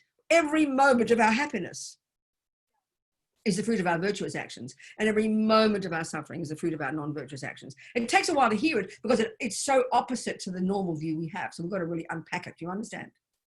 Yeah, thank This you. is the explanation of it, and that's now then you learn to know how do I help people, and you help people, sweetheart, according to their capacity. You know, do you understand? Yeah, I understand perfectly. You know, for example, the point that where are you? Where is he? You saw the person in the street. Who was that? You see, your pictures keep changing on my computer. I can't work out where you are. Who was the man who's talked about seeing that suffering kid on the street? Where are you? You must have gone away. Never mind. Anyway, his point, the same. If you think, how can I help a person? You don't give them a lecture about karma. You rush in and you do what is appropriate to help them, to heal them, to love them, to have compassion, to give them methods, you know. This is the point. Okay, thank you. Anyone else? Good, darling. Anyone else? Hello, Robina, there's 2 questions in the chat box. Good, okay. Tell me. One is, how do we create the karma to have a better mother or father? The Good. second question. You got a lousy one right now, is it? That was from Ginger. And the second question is it reasonable to say our experience of collective karma in relationship to COVID-19 is collective, yet each of our experiences are different? That's exactly right. That's exactly how it is. Absolutely right. But the first one, I mean, another way of putting that question is, what do I have to do to create the cause for people to treat me nicely? So whether they're your mother or your boyfriend or your next door neighbor or your boss, it's the same principle. It's a question of degree, that's all, because your mother actually gets you born, you know? So how do we create the cause? So what kind of karma is that? So again, look at the 4 tracks of karma. One is your own human life. So that's taken care of. The second one is your tendencies in your mind. And that's the work we have to do on our own mind. Now, the one that person's talking about, Ginger, is the one of the third one, which is called experiences similar to the cause. And that simply is the way of describing, as the label for all the experiences we have at the hands of others. Think about it. We're very social beings. We're very social beings. The first 2 karmas are about ourselves, the kind of body we get and the mind we get. Now we have the outside world, and the next 2 are the outside world. One is called environmental, which is pretty fundamental, the way the physical world impacts upon us. But the other one is the way people and sentient beings impact upon us. And we can see in our lives, we can divide all those beings, pretty much as beings, how they impact upon us, into 2 categories, those who harm us and those who help us. So in the case of that girl that, you know, Jimena's helping, she was harmed by somebody. A person raped her. Another person can be stolen from. A mother can beat her child. A person will lie to you. A person will not believe your words. You know, they're all the experiences similar to the cause. And the cause is similar to whatever you did. So, and karma is also pretty personal. You can't get born you can't get born, it's not random. We've got very strong karmic connections, a strong history from past lives with certain people. And we keep bumping into each other and experiencing the fruits of some of the most recent karma we've got with each other. So we have a mummy who adores us and who's wonderful and kind and compassionate, and we adore them. That's the fruit of incredible virtue. If we have a mummy who hates us and abuses us, that's the fruit of our non-virtue. And it's very intense. It's very personal as well. So how do we create the cause to have people do nice things to us, do nice things to other people? Be moral, be kind, don't kill, don't lie, don't steal, don't badmouth. It's pretty straightforward. So then the second question, collective karma, yes. I mean, again, we're very social beings. Look at us. We do things together. We do things in groups. I mean, look at us. We do things in groups. A whole nation is a collective karma. A group of people. Women is a group karma. Males is group karma. A race is group karma. A family is group karma. A business is group karma. We identify with certain groups and we do things in groups. So obviously we're going to receive the result in groups. And like you just said, yes, we all respond differently. So right now, COVID-19 You know, look at it. Some people have the worst experiences as a result. They get killed, they die, or they get poor. Millions of people being poor, losing their jobs. You know, I mean, that's one result for some people. But some people are getting rich right now. Mr. Zoom, who's facilitating our meetings, he's thanking his incredible good fortune that he's got. His shares are going up. There's no question. And Mr. Amazon is making a fortune. Food producers are making a fortune. And this is the result of the same action. Some of us get rich and some get poor. Some die and some don't. So this is, we've got the collective karma of this general appearance, but each of us in our own way responding according to our own specific actions, you know, so it's quite intricate. Yes, absolutely. How do I get rid of it? Thank you. Okay. So who else? Okay. Who else? Rabina, I have a question. This is Catherine. Yes, Gal. Good, darling. Do we have the ability to influence collective karma or just our own karma? Well, I mean, put it simply, do we have the ability to influence anyone? Well, yes, we do. Of course, we do it all the time. So, you know, you and I are friends, let's say, and I'm suffering, and you can reach out to me and love me. You've influenced me massively. You can get me in the right direction. You really helped me. That's called helping. And you can influence me by harming me as well. There's no question. So you can't force me to be happy when you're kind to me, and you can't force me to be suffering if you're mean to me. But the impact you have is huge. So yes, of course, that's called helping and harming. And we can't make other people's karma. You can't force me to change, but you can give me the right conditions that I'll be able to use those. And that's what the compassion wing is, helping others, giving them the conditions that enable them to be helped. That's what helping is, very powerful. And of course you need that, that's why we need wisdom. The more and more wisdom we have, the more and more successful we can be, you know. Absolutely. May I ask another question? Yes, darling, absolutely. Hi.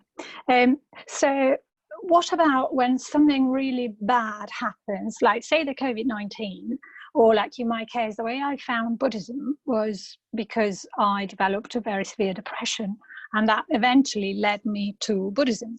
So Right. I could think of this severe depression as something, you know, a bad karma, like negative karma ripening, but actually it led to something very positive. No, that's absolutely true. That's really, that we can see in our lives, can't we? So I can think of my friends in prison, for example, let's say my Mexican gangster friends, when we first began working with people in prison.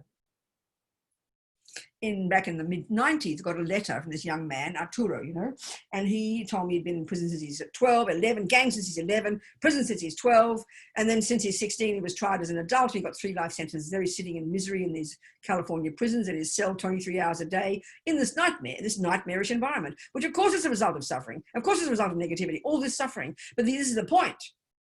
Because of that change of condition, ironically, it couldn't continue to do the usual things he was doing, going out there being a gangster. He was locked in his little baby cell, 23 hours a day, but he had intelligence. He had other parts of himself. And this is the point. He had other parts of himself that were virtuous and good. Now, they didn't ripen out on the streets. He had the conditions of the streets encouraged the negative part of him, but the condition of the prison cell encouraged the virtuous parts of him. So he started to read books, and that's how he met Buddhism, and that's how he transformed. So conditions, on the one hand, the mind is the main thing, but we're very susceptible to external conditions. And when we understand that, we can really protect ourselves. So if we've got a tendency to be angry, we'll protect ourselves and not be around angry people. We've got to be intelligent. If you've got a tendency to be like alcohol, you protect yourselves and stop hanging around with alcoholics. So the conditions are major, they're huge, and they bad conditions can very easily trigger good things internally. There's no question. But it doesn't follow logically. That's true. Many of those my Mexican gangster friends, ex-gangster friends in prison, they've got many friends in prison who are increasing their gangster mind in prison. So it doesn't follow that bad thing can be a catalyst. It's just good fortune if it is. It can help you stop you in your tracks. You know. Do you understand? Yes, thank you. Good, Laura. Thanks. I mean, I see that for myself. It's kind of interesting. As a kid, there were 7 of us in our family, all kind of, you can see I'm volatile in my nature, speak fast, shout, yell. It's my nature, and my siblings are all the same. We're all like that, the 7 of us, except my brother. He's the last one. He's very low key. It's kind of interesting. He's got 7 older sisters, 6 actually, 1 died. So maybe it was a bit overwhelming for him. But anyway, the point is, what I'm saying is, we were poor, and there were many kids all in a row. My mother and father had 8 kids in 9 years, so we were all tiny together. We were poor, so we lived on top of each other, lived in shared, had to rotate sharing beds. So you got all these 7 little volatile human beings. I'm sorry, what are you going to have is but chaos. You know, you got chaos. Of course you have. My main experience of being little was I couldn't even think for myself. I was overwhelmed by this. And so of course I blamed everybody. And I was a little bully. I was mean to my sisters.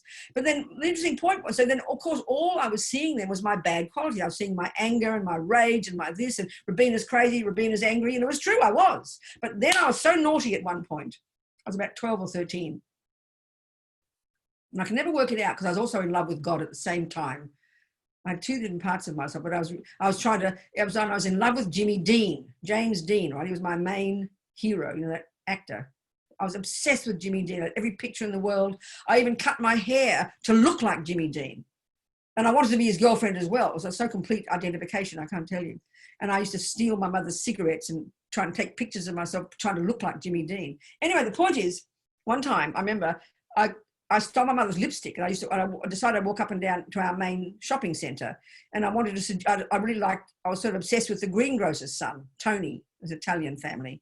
And so I had this skirt on and these high heels, my mother's high heels, my lipstick, and these earrings I'd stolen from Coles, from Woolies, from Woolworths, right? And I was trying to seduce Tony Kincotta, the greengrocer's son. I mean, I was 12, I think, or 13.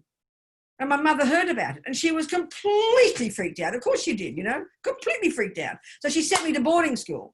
She made me go, I was being educated at the Catholic convent, but she made me go live there. Now, for me, it was like I was in heaven. All of a sudden, this new condition ripened those parts of myself that weren't able to grow because I was in this chaotic condition. But I suddenly had my own bed. I went to Mass every morning. I learned all the Mass in Latin. I was so holy. I studied for the first time. I passed my exams. It was heaven for me because this new condition was what I needed to trigger these other parts of myself. So what I think is very powerful to understand children.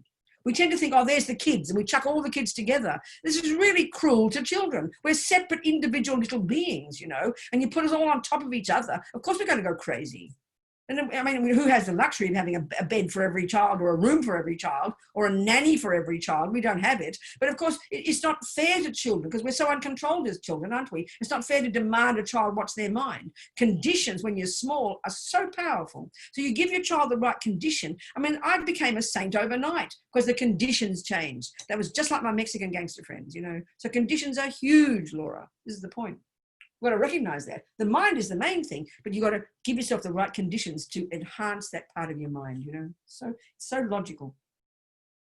And this is where, when we look at the stages of practice, this comes first. This is about karma. We do everything we can to protect ourselves by choosing our conditions carefully to prevent us from killing, stealing, raping, lying, and harming others. If you're overwhelmed by other people all the time and you've got your own delusions, you've got no control. You're out of control. You're crazy. So to have the luxury of good conditions so that can help you control your crazy mind, this is incredible, very special, very important.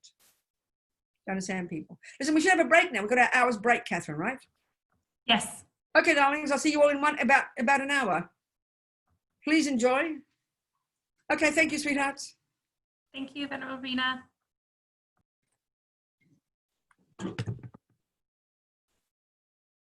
Carpets. Okay. Are we all here? Catherine, we're here? Catherine's not here. Hey, Donna. Catherine, where's Catherine?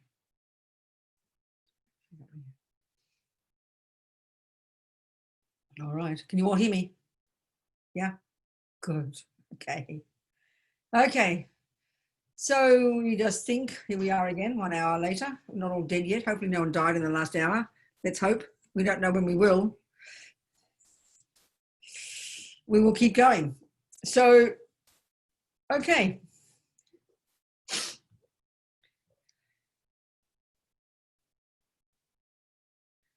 Hello there.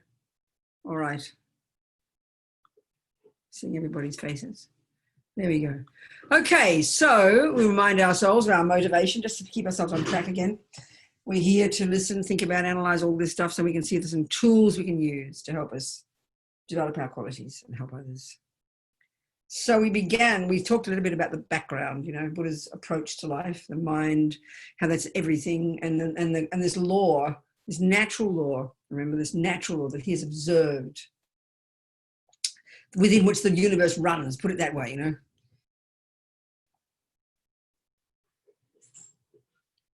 And everything, and essentially it's what minds do.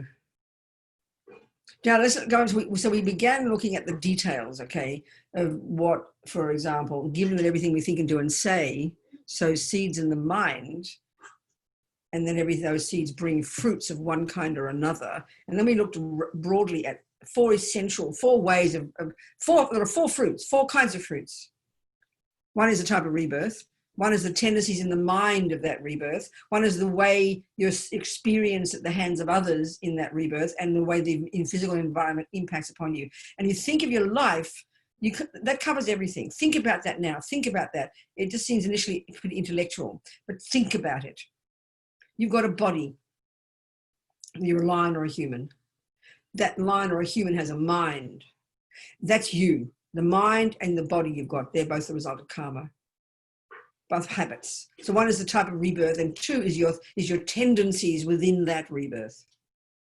3 and 4 are the outside world. Think about it, the outside world. And the one that's sort of close to us is the people. So if you're a lion, then your experience is similar to the cause would be all the beings you meet, your babies. If you're a lion mummy, the daddy lion who comes and takes the dinner, you got to go get the food, but you know, daddy comes and gets it because he's the boss. The people, how you're eaten by other beings, how other beings are scared of you, how you get, you know, all the stuff that happens to you, really at the hands of others. It's not exactly like that, but it's pretty much that. And then lastly is the actual ground within you in which you live, the world in which you live. You know, it's very interesting. If you think of it this way, there's nothing else. There's the environment, the physical world and how it impacts upon you. The way you're seen and treated by others. This is where it's all the sentient beings, the strong karmic connection we have with all these kinds of sentient beings. And then there's your mind, your tendencies, and then there's your body, the type of rebirth you've got. That's all beings. That's whether you're a mosquito, think about it, a mosquito. Think about a rat. Think about the life of a rat, you know.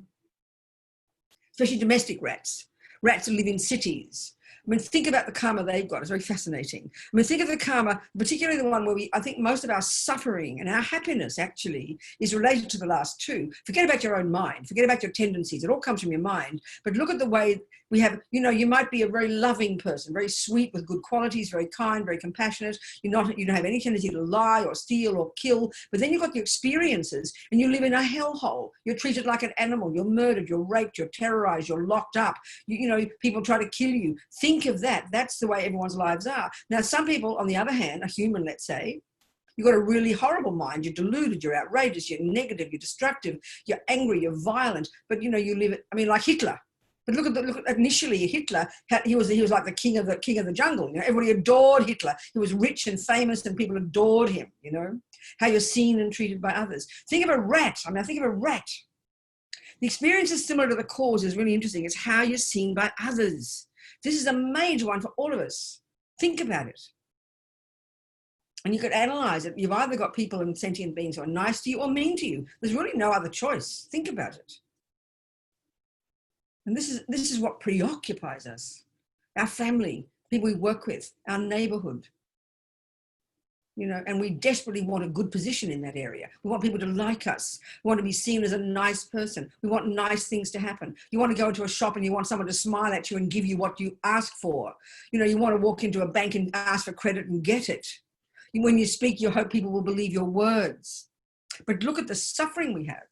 Look at somehow known people. Some people aren't trusted. They aren't liked. People see people, they hate them. They don't trust them. They think they're horrible. Can you imagine the life of a rat? Think of a rat in a city. Just the word in English, rat. We can't bear the word even, because it refers to a kind of sentient being. This is your pet. You know, this horrible, horrific creature. We call them vermin. Even the thought of a rat, the thought of a big, I mean, even a mouse is bad enough, but it's a big mouse, like a rat. Just to think of meeting a rat in your house, we'd have a mental breakdown. We'd have to go to the therapist, you know? So what's that? Think of the rat's karma. Think of this, you know? The experience is similar to the cause for the rat. To be born as a type of sentient being with a furry body, just like your poodle.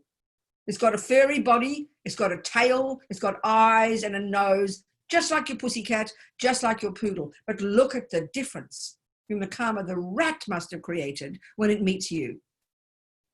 The first thing you want to do is kill it. You hate it, you scream, you loathe it, you live in fear of it. Can you imagine the karma that poor sentient being must have created to live in a world of humans?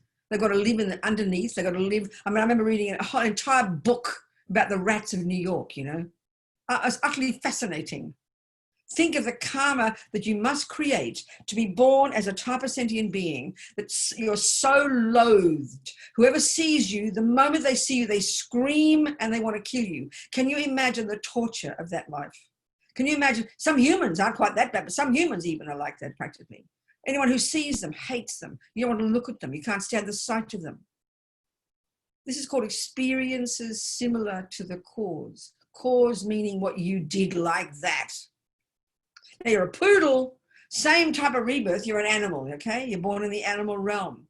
You've got fur and a tail and nose. But look at the difference. The poodle, as far as our culture is concerned, people just adore poodles. They can't wait to touch a poodle and think they're the cutest things since sliced bread. So imagine the karma of the poodle, that it's adored and loved and stroked and taken care of and given best food and looked after and got psychiatrists and practically, you know, hotels. This is karma. You see this? Look at a snake, the karma of a snake. This is karma, every single tiny second of any being's experience. This is the third category, experiences similar to the cause. So look at the torture that we experience in our lives. This is the, I mean, one kind of suffering is environmental suffering. So in terms of, say, you know, harming others, let's say anger, being very angry and harmful to others. Well, the tendency, so first of all, from the past life, the way that would ripen as an experience is just like that. People would loathe you. People would hate you. They wouldn't want to look at you. They wouldn't want to speak to you. They wouldn't like you. Look at the rat. Now look at and the environmental result of that, of harming others, is you get sick. So maybe you're healthy. You're really fit and healthy. You live till you're 90. That's a result of non-killing. The environment is kind to you. The food nourishes you. You know, even if it's a crummy environment, it nourishes you. That's because of your non-killing that ripens in terms of your environment, or harming. But now in terms of not harming, but in terms of harming in the second category, the third category, the one of how you're seen by others, you're treated terribly. People hate you. They can't be able to look at you. That's because of harming. So that any action can ripen in any or all of these four ways. You can be born in this life with incredible tendency to, like I said before, to be loving and honest and kind and generous. But people hate you. You're treated like an animal. You're locked up. You're imprisoned. You're raped. You're tortured. Look at the world. It's how they're treated by others. This is Buddha's explanation of suffering, you know, and happiness for that matter. I mean, it's pretty unusual to us. It's quite shocking to think we created it ourselves. That's the biggest shock of all, especially when it comes to suffering. And that's why we always only ever have the question as, why do bad things happen? You know, I was saying to him and I, it was really true.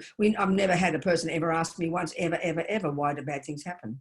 In other words, we don't have the example, that little girl, you know, you mean to say, you're telling me, Robina, that little girl who's got a beautiful mummy, who only has good things happen, has money in the bank and an education and is treated beautifully, you mean she deserves it?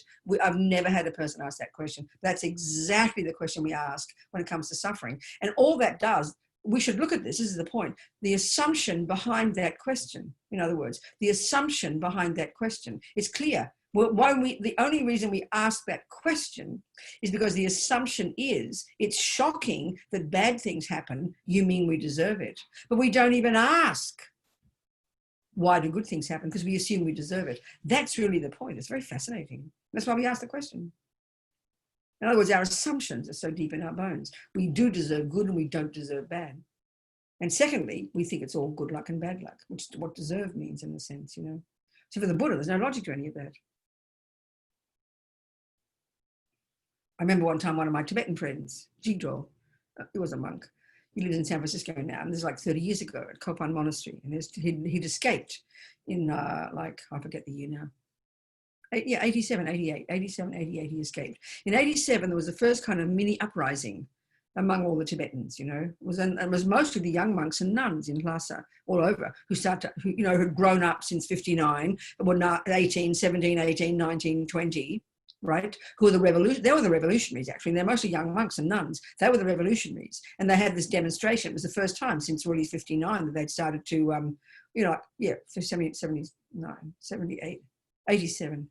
60s, born in the 60s, you know, young, and they were the revolutionaries, but the monks and nuns, and they were demonstrating. So even, first of all, as soon as we hear demonstrating, we hear anger, you know, because that's just natural for us, anger. Which means, what's anger? Why is this happening? How dare this happen to us? That's anger. How dare this happen to me? It is wrong this happens to me. This is shocking this is happening to me. Why is this happening to me? That's what we mean by anger. That's the philosophy of anger. Now they all were demonstrating. So he got arrested, and then he got tortured, then he got released, then he demonstrated again. Then the next time he got, you know, his friend had his head blown off, and then he thought he better escape. So he came to Nepal, and he was telling me about all his suffering. He was explaining this, since he'd left, his father got murdered, brother got murdered, and he was sad. There were tears, you know. I remember saying to him very casually, I said, Jigdral, do you ever get angry? And he laughed very casually. He said, angry? What for, Robina? It's our own fault, he said. And he laughed. It was like he said it as just casual. Now that statement is beyond shocking for us. Again, we could spend the rest of the day and tomorrow analyzing this, unpacking this assumption. This is very powerful from the Buddhist perspective. You know, the understanding of the mind, the understanding of anger and attachment. It's very powerful. So in his mind, because you see, Tibetans, like this has been in their, I mean, India, it's been in India 3,000 years, this view of karma. It's just been the world view. Okay, these days, most Indians aren't this view. They tend to have more the materialist view, you know. That's just the way the world is. And now it's, you know, this view of karma moved on to Tibet in the 7th century. And Tibetans, as far as they're concerned, it's been practically the total prevailing philosophy for 1,200 years in Tibet until the Chinese communists came along, you know. 99% of Tibetans were Buddhists. It was almost 100% of the entire country. This is the world view. So in just the same way, this is the point, in just the same way that for us in our modern philosophical, materialist philosophy, the philosophy of materialism in our culture, which we totally take that view for granted. We don't question it. It's just the view of the world. It's kind of called science, and it's the way things happen, whatever the views of science are. So within that view, because we have the view that mummy made us and daddy made us and my mind is the brain and I began in my mother's womb, we don't, you know, so that we're still looking for all sorts of answers and why terrible things happen to people, why innocent people get harmed, for example. We have no explanation for that in our culture yet. We're still looking for the answers. Marvelous, nothing wrong with that. So because we have the view without analysis, I didn't ask to get born, my mother made me. Meaning, the real point about I didn't ask to get born, we say it as a joke, but it's very profound. I didn't ask to get born means that I have played no role in my life, that I've been sort of put on this world by someone else. And therefore, it's not my fault. That's the assumption. And that's very deep in our bones. You've analyzed most of our responses. And then you think, well, where does anger come from? So if we looked into the mind, and we're doing back and forth here, we look into the Buddhist model of the mind, you know, look at the negative, neurotic, deluded, I-based, fear-based category, the first lot, the unhappy states of mind. And then we look at the virtuous, positive, constructive, beneficial states of mind, the so-called negative and positive. Then, you know, as I'm saying, Buddha's saying we can really work on the mind. But if we look at the negative ones, and as I've said many times, and as this is Buddha's teaching, he's presented 84,000 distinct problems, and then he's got 84,000 solutions. But they narrow them all down, and these are all in the mind, to 3 main problems, 3 essential problems in the mind. In the mind.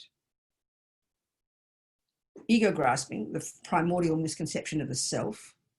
And that's where he diverged from the Hindus, which then gives rise to this powerful emotional hunger, this bottomless pit of dissatisfaction, never enough, I'm not enough, don't have enough, therefore always wanting more. Therefore, emotional hunger then gives rise to manipulating to get the nice things because we believe when we get the nice thing, I'll get happy. And then the disappointment when it changes, or the freak out and the disappointment when we don't get what we want. And that's called anger. So these three states of mind, this intimate relationship between them, this primordial sense of self, which gives rise to this massive emotional hunger, this sense of not having enough, this attachment, which then gives rise to aversion and panic and fear, aversion and panic and anxiety and anger and despair when it doesn't get what it wants. So attachment and anger, you know, are really the two fundamental delusions, neuroses in the mind that are the source of the others.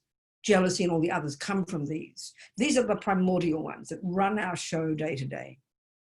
So clearly, we don't think like that in our modern world. So, but this is the Buddhist analysis. So therefore, okay, so there. If you think that you're made by someone else, which means you played no hand in it, and then you're made with an unhappy body, you're made with a sick body, you're made with a really unhappy mind, you've got lots of anger or delusions, or people treat you badly, or you're really poor, or you live on the street, or a million things that happen, then naturally, if you think you didn't ask to get born, in a sense, and someone has made you this way, and the government treats you this way, and the people treat you that way, then naturally, you're going to be very angry.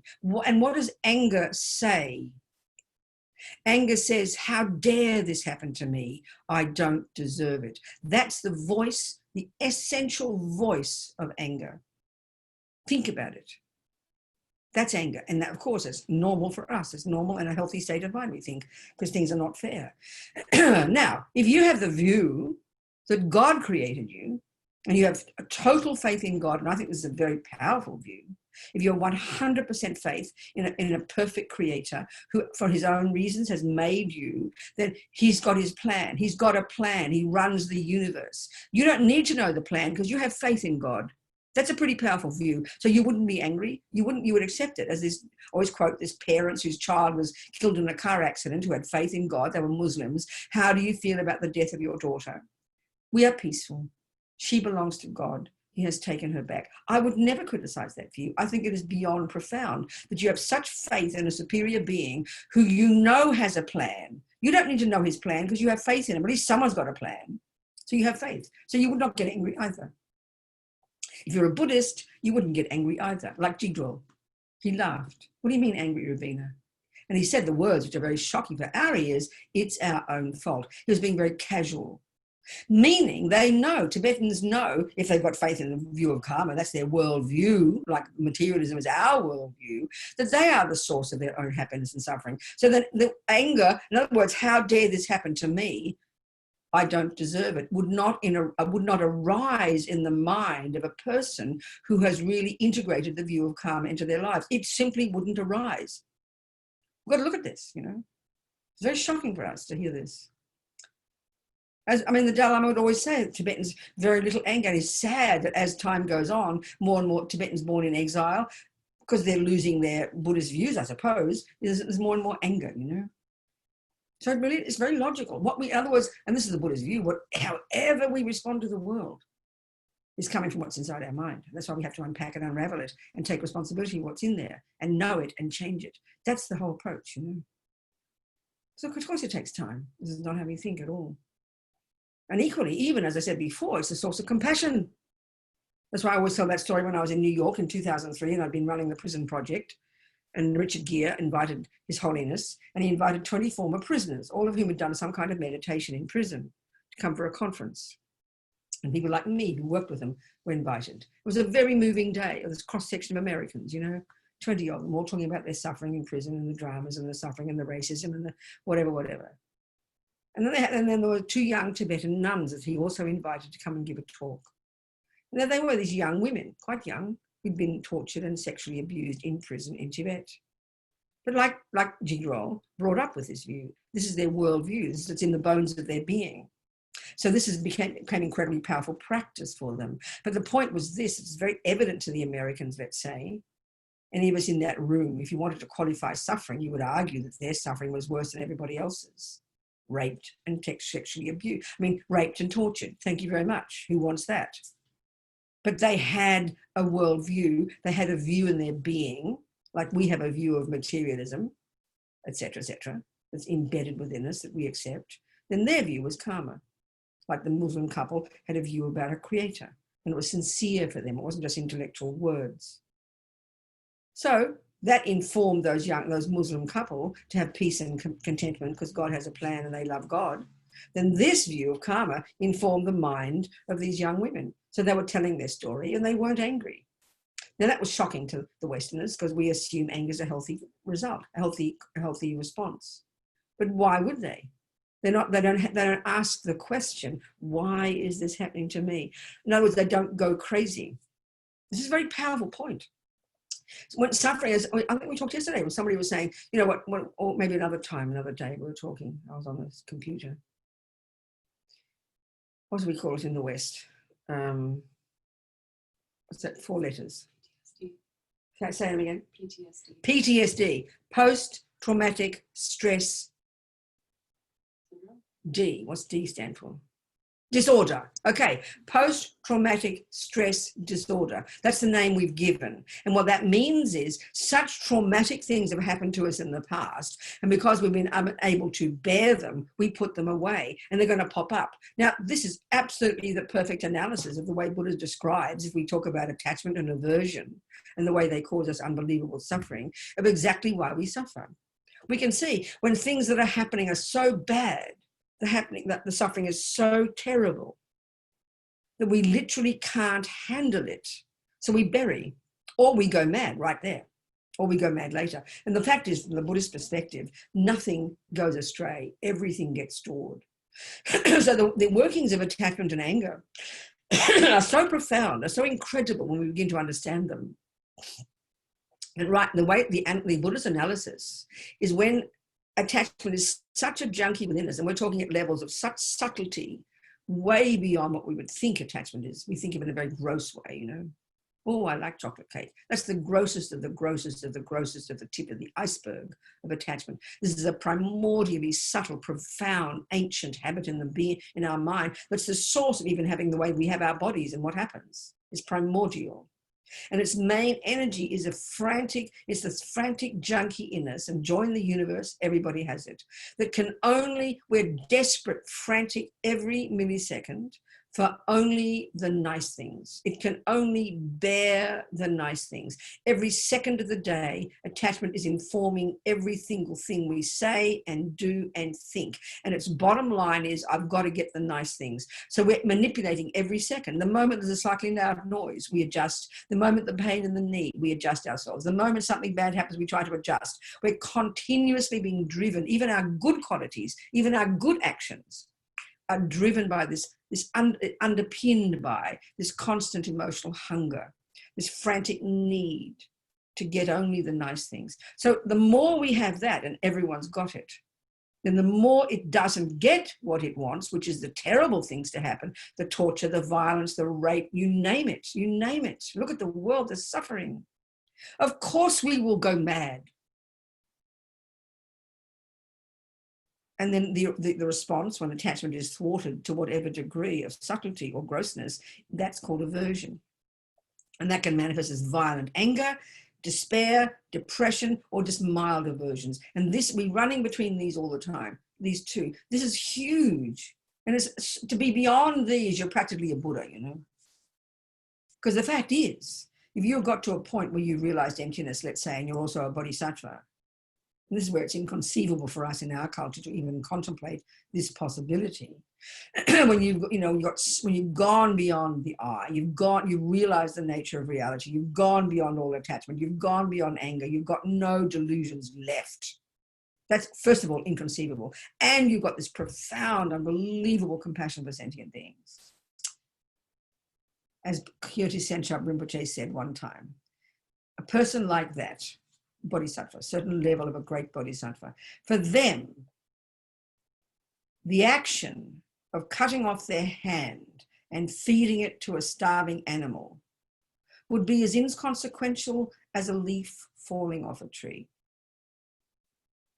So try and hear that. It's like insane, you know. And always extreme examples are always good, right, to make the point. So we have a long way to go before we get there. So the point is that what Buddha is saying is all the suffering we have, Whether it's the being tortured, that's called experience similar to the cause, those young women. Whether it's deluded states of mind, actions similar to the cause. Where it's environmental karma, that's the environmental result. Whether these are all experiences that we have created based on delusions, and if they're happy experiences, being loved, being kind, being gentle, people loving us, giving us things, taking care of us, never having bad food, a beautiful environment, peace, everything from the best to the worst, they're all the fruit of the actions of those sentient beings. It's quite a profound view, actually, that we are the creator of the universe, you know. There's no creator needed. There's no person out there needed. We don't need bosses to run the show. This is the Buddha's point, you know. It's very profound. So these young women, there they were in tears, telling their experiences quietly about being tortured and sexually abused by the Chinese communist guards, you know. So at the end, one of them said quietly, and of course, we had compassion for our torturers because we knew we must have harmed them in the past. And this is even the point, because also we know that they will suffer in the future.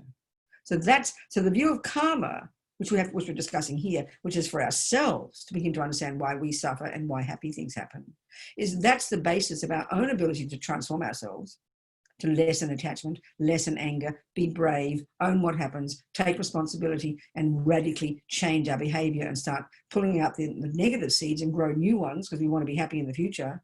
Then on the basis of this, it's easy to have compassion for others because we are all in the same boat. The basis of all this is understanding of karma, you know. It's a huge view, actually, not just some extra little thing. I mean, many people who are Buddhists in the world who like Buddhism would never hear the word karma and would never study it and never think a single thing about it. And that's okay. But here we're talking the big view, which is utterly, this is the infrastructure of the Buddhist view, of the Buddhist philosophy, actually. So it's quite a massive, you know, approach to life and quite different. It takes time to think about it. First we have to listen to the nuts and bolts of it and be able to say the words so we can begin to interpret, like you're learning botany, then you can apply it, you know. So karma ripens, one as a type of rebirth. And this we must, you know, we've won the lottery basically, and there's 7 billion humans. And we can see the spectrum of humans. We've all got human bodies, whether you're Mother Teresa or Hitler or anywhere in between, you know, in terms of qualities. We've all got human bodies. That's the fruit of one particular karmic seed of virtue. Then in the next lot are the tendencies of the mind in that body. And that's the Hitler to Mother Teresa spectrum. Some people are incredibly kind, compassionate, wise, loving. Some are monsters, you know, we've all got variations of these, haven't we? In our tendencies, our habits from having done them before. And we're not just talking, you know, virtuous, we're not just talking ethics here, we're talking the tendency to play piano or football as well. In our world, we understand that you're good at football because you've practiced it. But we don't understand that you're good at anger because you practiced it. We've got a different set of rules when it comes to our emotions, which I find truly fascinating. You know, we're happy to take responsibility for being good at piano. You're honored. Why are you good at piano, Robina? We won't just say, well, that's my teacher's fault. That's Mr. Steinway's fault. That's Bach's fault. We will thank Bach for the music. We'll thank Steinway for the piano, and we'll thank our music teacher. But we know we're the central player. We took all those conditions together and we practiced music. So we are honored to take responsibility. Why are you angry, Robina? Oh, that's not my fault. I know it's because of my mother, my father, my genes, my DNA, next door neighbor, anything on the planet to get off the hook. So we've got a different set of rules when it comes to me. You know, it's very curious. We're very fascinating in that way.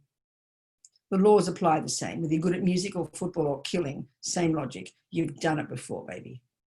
And so if you take the view, if you take the hypothesis of your life, of your mind coming from before, which isn't a difficult intellectual concept, it's a question of whether we want to or like it, then this is not a complicated concept.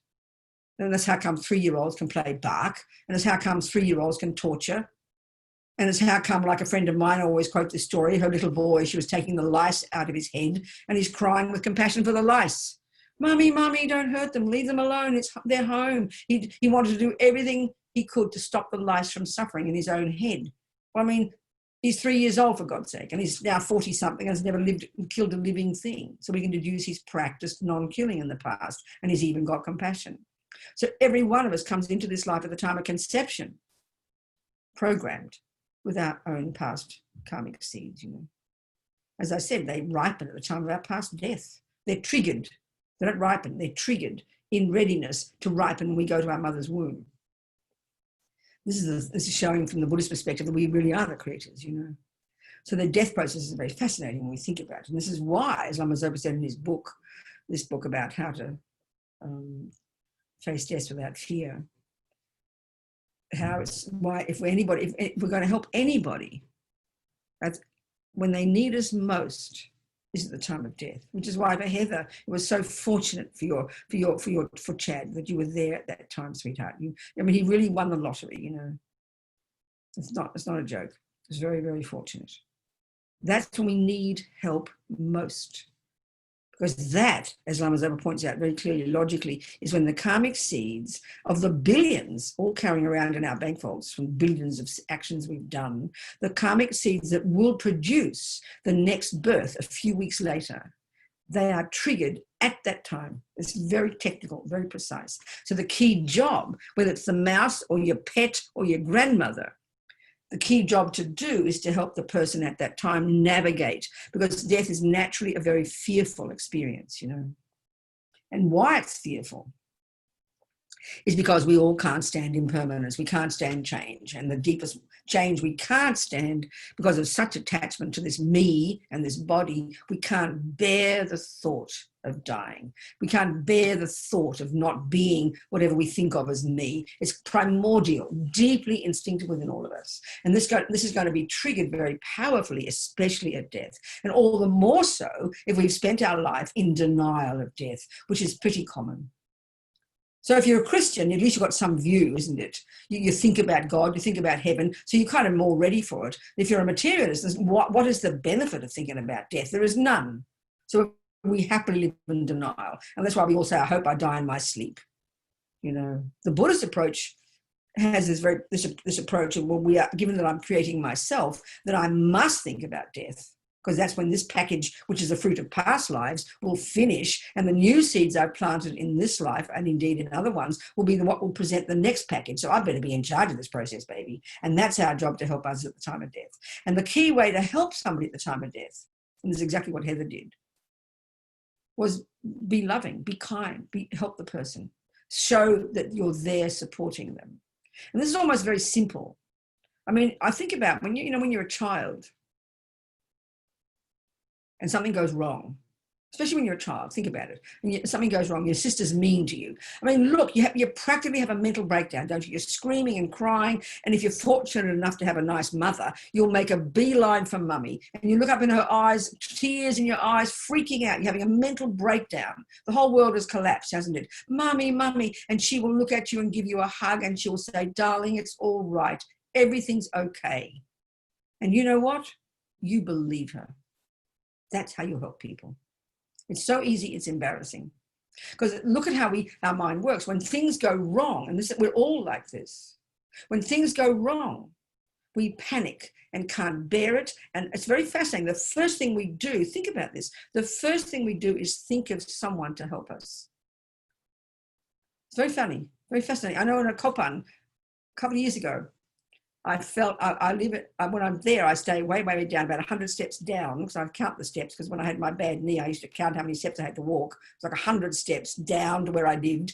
And there's a little building where the nuns lived. There were like several nuns lived there, Joan and Annie Jan and Annie Karen, and then me. And I have a room down there. And sometimes I think when Katie's there, she stays there too. She's on there somewhere now on the screen here. So I remember going down there, and I went down the steps, and the last 4 steps, and Fran is my friend. She's in the room below, and I sometimes go and have breakfast with her or dinner with her, you know, and we're friends. I've known her for years. So, and I normally don't live with anybody when I'm around. I mean, I'm with people, but I don't have a home. Never mind that. But the point is, I'm going down the steps, and I fell, and I really hurt my back, and I screamed like a baby, Fran, help me. Do we not all do this? And if you don't, that's where the sadness and loneliness of so many people, because we all need help. We all turn to someone. When things go wrong, we panic because we can't handle it ourselves. Talk about PTSD. We can't bear the pain. So we turn to somebody. And so luckily Fran was there, and she came and looked after me. I felt like a baby because she was taking care of me, you know. The first thing we do, so then look at, even if we haven't got someone there, that's what loneliness is. You've got no one to turn to, no one to reach out to, no one to support us. We need support because we're human. We've got all these problems, you know. So a person who's dying, when the mind is extra confused and extra, and mostly people don't say good things about themselves. So then you are dying, you've got no one to talk to, you're in this old people's home, they're drugging you out of your brain with these dreadful drugs, there's noise and television blaring. Of course, you're completely distressed. You don't know what to think. You don't know where to turn, because finally the thing you've lived in denial of all your life, death, is about to happen. So of course it is so painful to most people, so distressing for most people. So the most miraculous gift you can give people is to be there with them. So Heather, really, you can't imagine how fortunate Chad was to have even those few minutes with you, giving him something in his ear that was able to help him, darling. Be so happy for him, I swear to you. Do you see what I'm saying, Heather? Just nod. I can see you there, yeah. It's so powerful. And your little dog, the same. That's why don't go to your vet and have the dog killed, please. And that's only because we can't bear the pain. We mean well. We can see the dog is suffering. But the dog, you can't know what the mind of the dog is doing. So best to help your dog, love your dog. Your dog adores you. Put it in a safe place. Let it hear mantras every day, you know. And I've got a friend in New South Wales who's got a whole bunch of guinea pigs, and she looks after her guinea pigs, and she had mantras, medicine Buddha pictures and medicine Buddha mantras as the little guinea pigs died. You know, there's so many simple things we can do to really benefit people's minds. You know, it's so powerful. And this is the power of mantras. But just being there as a good friend, and I sometimes think about the people in the old people's home. Sometimes just the cleaning lady can be the most precious friend who can come up to the bed and smile at you and take your hand. This is like a miracle, you know. Because we don't know about our own mind. Most people don't ever look at their minds. They don't know what goes on in their mind. They have no idea that what goes on in their mind plays any role in their lives. And now you're left on your own, dying, old, rejected. Your children have rejected you. And you're drugged out of your brain. Can you imagine the torture? So that to help a person right there and just being there loving, just being kind to a person, this is like a miracle, you know. And when they're dying, and why at the time of death, it's not a sentimental thing, to help the dying. The Buddhist here is so precise is because at that time, when they start the death process, when you gradually move towards not breathing, the first couple of hours before you stop breathing is when this first stages of death happens. And a very particular thing kicks in there, very precise. It's described in the 12 links of dependent arising by the Buddha. It's a particular way the Buddha describes the way we construct rebirth after rebirth in all the way we act every day. But these particulars, a function of these 12 links in particular at the time of death. And the 8th and the 9th of these links are called craving and grasping. They're just a very powerful words for very intense levels of attachment. So attachment has this multi-functions, okay? Attachment is hunger, emotional hunger, never having enough. Attachment is wanting, grasping desperately at something. Attachment is constantly looking into the future, looking forward to something. It's attachment is holding on to what you've got, terrified of losing it. It's really enormous, you know. So at death, when you're going to be losing your very nature of who you are, this is when it kicks in very powerfully. So this particular craving and grasping kick in at extra levels of intense attachment about before, you know, maybe a little bit before you stop breathing, but at a particular point in this process of death. And then powerful fear comes, because fear is the terror of losing something. That's what fear is, the panic of losing something or having lost it. So this is natural. So it's that period when you need to help the person navigate, you know, just by being there. And then, of course, if you're a Buddhist, the understanding and appreciating, you know, the power of sounds, mantras and prayers, invoking the Buddhas is incredibly powerful, you know. I remember, many stories about people who are unconscious, who that's the only thing they can get. I remember a friend of mine in the ICU in one hospital in Sydney, totally unconscious in a deep coma. And I'd go in every evening and just say prayers into her ears. And occasionally, because she was close to some lamas, and I'd ask their students to pray for Judy. And I said every now and again in Judy's ear, Judy, His Holiness Sakya Trinzen's praying for you. Judy, Sakya Songsar Khyentse Rinpoche is praying for you. And after weeks, she came out of her coma. And she said the only thing she remembered from that time was this voice saying those words, you know. That's powerful. That's really powerful. prayers. I mean, a friend of mine who's actually is Jeffrey Hopkins, is an American scholar, right? He got Lyme's disease 40 years ago, 35 years ago, which can completely destroy you, you know. And he was in the deepest of comas, and he said the only thing he could find in his mind was this particular mantra that his teacher had given him, who always said to him, never forget this mantra. And he came out of his coma. He said he was, and they were amazed that he was still alive, you know. So there's so many, and even so, that's why the cat, the dog, the baby, your senile grandmother, whoever, mantra, because it's sound and can be even experienced at a subtler level, you know, when you're in dreams or comas. So it's so beneficial. The most precious gift you can give to your dog and your cat, you know, apart from making them feel safe. The mouse as well, the ant as well, the mosquito as well, the little moth that's dying as well. Put it in a safe place and play mantras. You couldn't wish for anything better, I tell you, to benefit their minds, you know, because at the time they die, they can help trigger them, because their mind's peaceful, they can help them trigger virtuous karmic seeds, because this is the bottom line. When the mind is peaceful, that has a natural relationship with virtue. So you see yourself, when you check, when you're loving and generous and compassionate, your mind is peaceful. When your mind is angry and depressed and fearful, your mind is completely distraught. So there's a natural relationship. So you help the person be peaceful, help that mouse and the cat. Don't just go and kill them. It looks nice, but you don't have enough wisdom to know what's best for the mouse or the cat. So you help them be peaceful and let them hear the mantras, and they will die naturally with a peaceful mind, and that will trigger a virtuous karmic seed, which can help them get a decent rebirth, you know. So the 4 ways that karma ripens. The body you've got. This is the fruit of non-killing. The most powerful, you see, at different levels of practice, the very first level, which we're describing here in terms of karma, it's mainly concerned about actions of body and speech. It's not really discussing the mind so much. Once you know, the next level of understanding is the second level of practice, where we look into the mind. But the first level is mainly about harnessing our behavior, our body and our speech. Because why? It's very obvious. Look at the world. The mind is the source of everything, but it's the body and the speech that do the work of the mind, isn't it? Those bad words you say, they come from anger. The actions you do come from anger, come from attachment. The harm any sentient being does to any other is not coming from love and compassion. So the body and the speech are what do the harm. So the first level of practice is at least refrain from doing harm. And why? Is because you are sick of suffering. This is not for compassion yet, it's for yourself. Because everything you think and do and say produces your future. So because you don't want future suffering, then you want to stop the causes of it, which is killing, stealing, lying, harming, bad-mouthing, etc. It's pretty logical. That's the first level of practice. So the main harm, I remember one Lama being asked, what's one piece of advice you give to people? One piece. Just one. He said, don't kill. Try not to kill. Because if we analyze it, I think we can see that the word kill is kind of heavy, you know.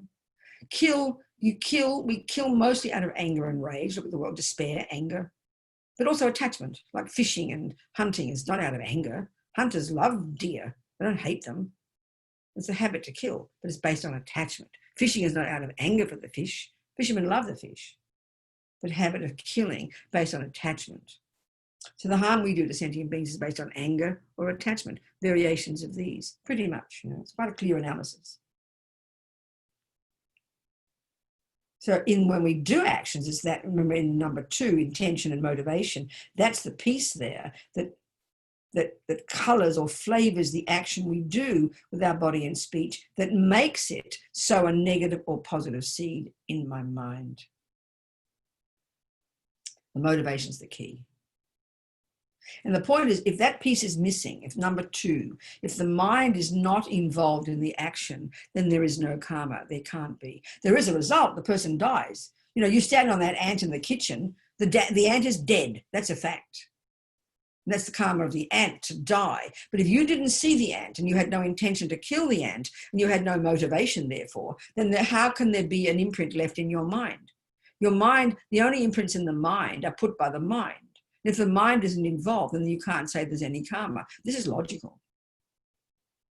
So we can see it's not even, so the killing still happened. The ant died. That person, you know, who you didn't know in the street, whom you bumped by accident, you didn't even see it and they fell over and died. You didn't have any intention or any motivation. Not at all. Of course you didn't. And many of the actions we do are like that because we don't have an awareness, you know. So they can't be karma. It's not possible because karma is done by the mind. So the first result, again, of our actions, the main result, the fully ripened result, is a type of rebirth. So if you know, due to past killing, let's say, as a human, for example, and let's face it, look at the human realm. Most humans kill something. This is the tragedy. You get a human body because of non-killing, but the second track of karma, because of your habit of past killing, and we've got millions of karmic seeds of all these actions, one of your killing karmic seeds is triggered and you continue to kill.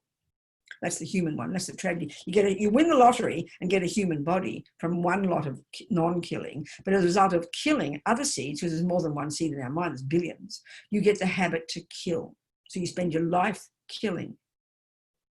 This is the tragedy. So the first one, we won the lottery. We got a human body, and it's the best of a bad lot. I mean, look at the human realm. We're pretty pathetic. Look at the suffering and what the harm we do. But of all the rebirths within what Buddha would refer to as samsara, and there's many ways of saying it, but one lot, one type of one grouping of sentient beings are called the desire realm, and there's 6 of them. This is the bigger picture in Buddhism. You've got the result of virtue is a type of rebirth. It's really like what they call a God realm, where your mind is blissfully joyful and happy as a result of virtue, and your physical elements have manifested as light. You literally got a light body, and your environment is radiant and divine. The Christians call that heaven. The Muslims call it paradise. The Buddhists call it God realms. So for me, that seems to indicate that many humans over the centuries have all observed similar things. So maybe the great yogis in the different religions, isn't it, have all observed this. It's very interesting, but they call it differently, and they give the causes for it as different, you know. So the Buddha would say, this is still in samsara. You're still in samsara. It's a very nice result. It lasts a long time, these God realms, but eventually it runs out. And because you haven't cut the root of all delusions, you're still in samsara. The next kind of rebirth that's reasonable, and probably the best one to get, the Buddha would say, would be a human one. Even though we have a bag of bones for a body, this is not a light body, believe me. We at least have access to our virtue, and we've got enough suffering to remind us that it's not so perfect, so we don't get caught up in the joy and the bliss of it. So we want to use it to practice. The best result, the best type of rebirth to have is to practice, is to be a human, because the miracle of a human is we can access our virtue. We've got the negative states of mind, but miraculously we also have the virtuous states of mind: kindness, intelligence, love, compassion, and we can learn to use this human rebirth to cultivate those. That's the precious opportunity of a human body. Further down the spectrum, you've got the animal rebirth, which is a predominance of the main delusion called ignorance. The next suffering, even worse, is the predominant energy of attachment. That's the spirit realm. And they're got bodies of air, really, and they're driven by attachment and grasping. 1 billion times more suffering than any attachment we would have. The ignorance of the animals is 1 billion times more intense than the ignorance that we have got, the ego grasping. And then the hell realms, the worst of the suffering, the predominant energy of anger and the result of harming. These are all real sentient beings, and there are trillions upon trillions upon them. So there are all these levels of reality, these levels of mental states with these levels of physicality. Each of these sentient beings necessarily experiencing the fruits of their virtue or their non-virtue. This is samsara, Buddha says.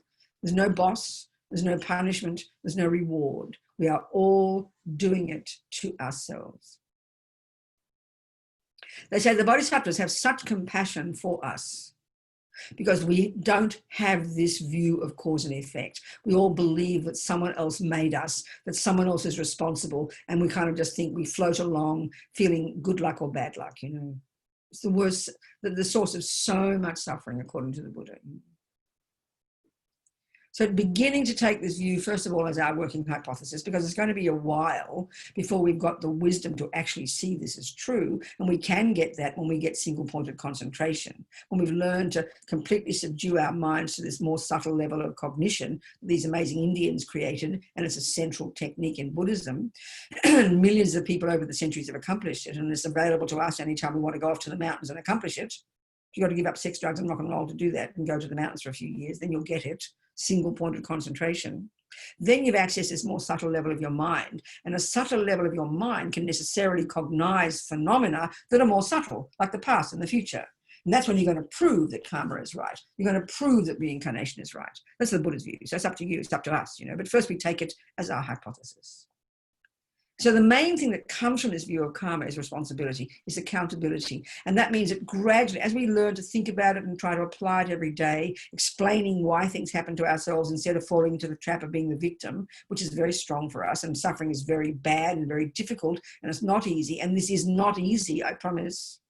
Then slowly, what it does is it gives us courage, and it lessens the attachment, it lessens the fears, it lessens the grasping, it lessens the anger, it lessens the depression, it lessens the jealousy, it lessens the anxiety. It's a powerful view. And this is just thinking about karma, not even working on our mind directly yet. So it's a massively powerful view, but it really does take time to think about it. And it needs to be very rigorous, Because and why it's difficult to think about these things, these words I'm saying, we can understand them intellectually. We might like them. That's not the point. They're not complicated. It's not like emptiness. These are simple concepts. But why it's hard for us to apply it, because we're completely addicted to the other view, which is I didn't ask to get born, it's not my fault, bad things shouldn't happen and good things should happen, which is attachment and anger. So it's quite profound, So the 4 ways that karma ripens, again, think of your life. You got your human body. Wow. In fact, if we realized how hard we must have worked in a past life in terms of virtue, of non-killing, practice, as Lama Zopa says, in the context of keeping vows of non-killing in a spiritual path, just to get the human body. But not just that. If we look at our conditions, the miracle of our conditions, which is rare on this planet, to be born in an environment where we can have at least access to money and a job and food and a bed to sleep in. This is miraculous on this planet. This is all of it together, these conditions we have that's called our life. This is the fruit of incredibly hard practice. Practice in the framework of living in vows, and also practice in terms of wanting a spiritual path, which is how come we're sitting here today, right now, It's like a miracle. We've created the causes. It would bliss us out.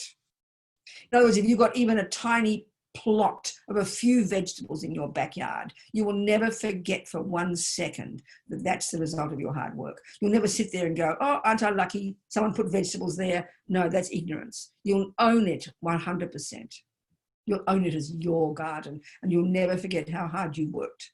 That's a really good analogy for our life. Our life is our garden, and whatever's in it, all the suffering and the happiness, it's our own handiwork.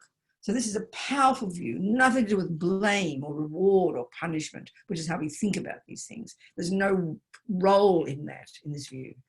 It's the result of our own selves. It's a powerful view. So the first kind, our rebirth. Next, your mind within that body. Your mind, all your tendencies. Third, how you're seen and treated by others. People, and your relationships. People hate you, people love you, people lie to you, people steal from you, people don't believe your words, people do believe your words. Whatever the way you're seen and treated by others, pretty much. So for example, and then the fourth one is environmental. So 4 ways that non-killing would ripen. First, human body. Second, a tendency to not kill. That's pretty rare on this planet. Think about this. That's pretty rare on this planet. Most religions, with respect, teach that killing certain creatures is okay. I was taught as a Catholic that God made animals and creatures for our benefit. It's a very interesting teaching, So we're allowed to kill them. So think about it. The vast majority of humans kill. And that's the worst one, because it puts you right back into the suffering again. So that our tendencies. So the killing, non-killing would ripen as you wake up in this life, and you just don't have any thought to kill. That's pretty incredible. And here we are now, maybe later in our lives, we become Buddhists and we've made a conscious decision to not kill. It's pretty powerful. Be very delighted with yourself. Third, the result of non-killing. You live to a ripe old age, and you won't get killed. So being killed by others or dying young, they're the 2 results of, in terms of an experience of killing. But not killing would cause you to live a long life and not be killed by others.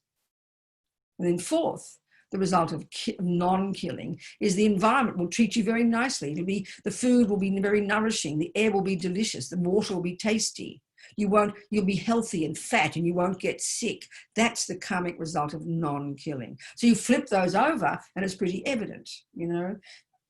Even you can be living in a beautiful environment, and we can all see, look at the environmental illnesses we have now. It's so common, isn't it? For ordinary foods that would make one person healthy, literally kills another now.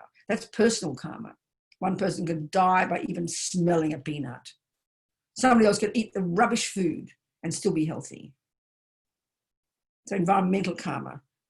The food and water and the physical world itself nourishes you, doesn't harm you. That's a result of non-killing. Second, non-killing, you won't die young, you won't get killed. Second one, you won't have a tendency to kill, and you've got the human body. So to have all those four, that's pretty incredible. That's a result of non-killing. Flip it over. Killing causes you to get an animal birth, a spirit birth, or a hell ring birth. Second, you're born in whatever life, you'll have a tendency to kill. 3, you'll get killed or you'll die young. Now think of that. Look at our world. Look at the babies who die, young people who die.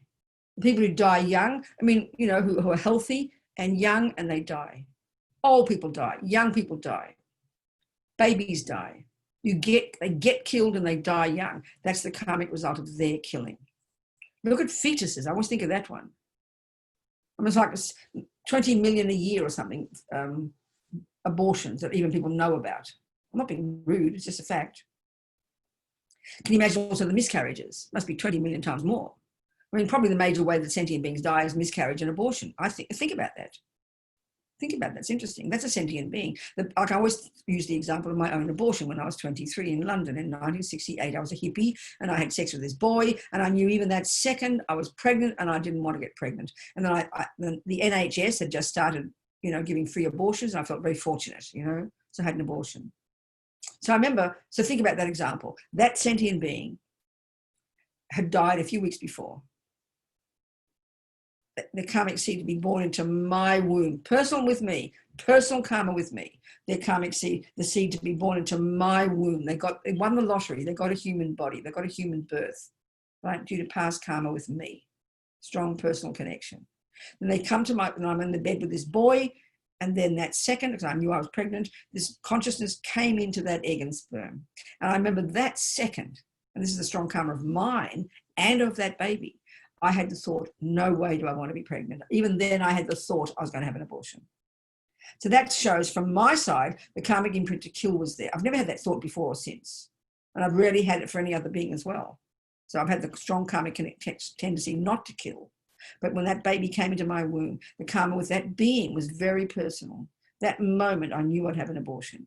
And that person, due to their karma of having killed me, the karma to be killed was so strong. So on the one hand, they had the karma to come to my womb, history with me from non-killing, but on the other hand, another track of their karma, they had the karma to be killed by me. So their karma to get killed was so strong, and my karma, the wish to kill, was so strong. And then even all the conditions allowed it to happen. I felt I was lucky. The NHS was giving free abortions. I had no money, you know, so I felt fortunate. So everything was just so smooth to be able to have that abortion. And then even more sad was that they didn't do the abortion properly. They mangled the fetus, right? So they had to do a D&C on me again. And I remember I was in the hospital feeling very depressed. I didn't know why I was depressed. I didn't think of it as killing at that time.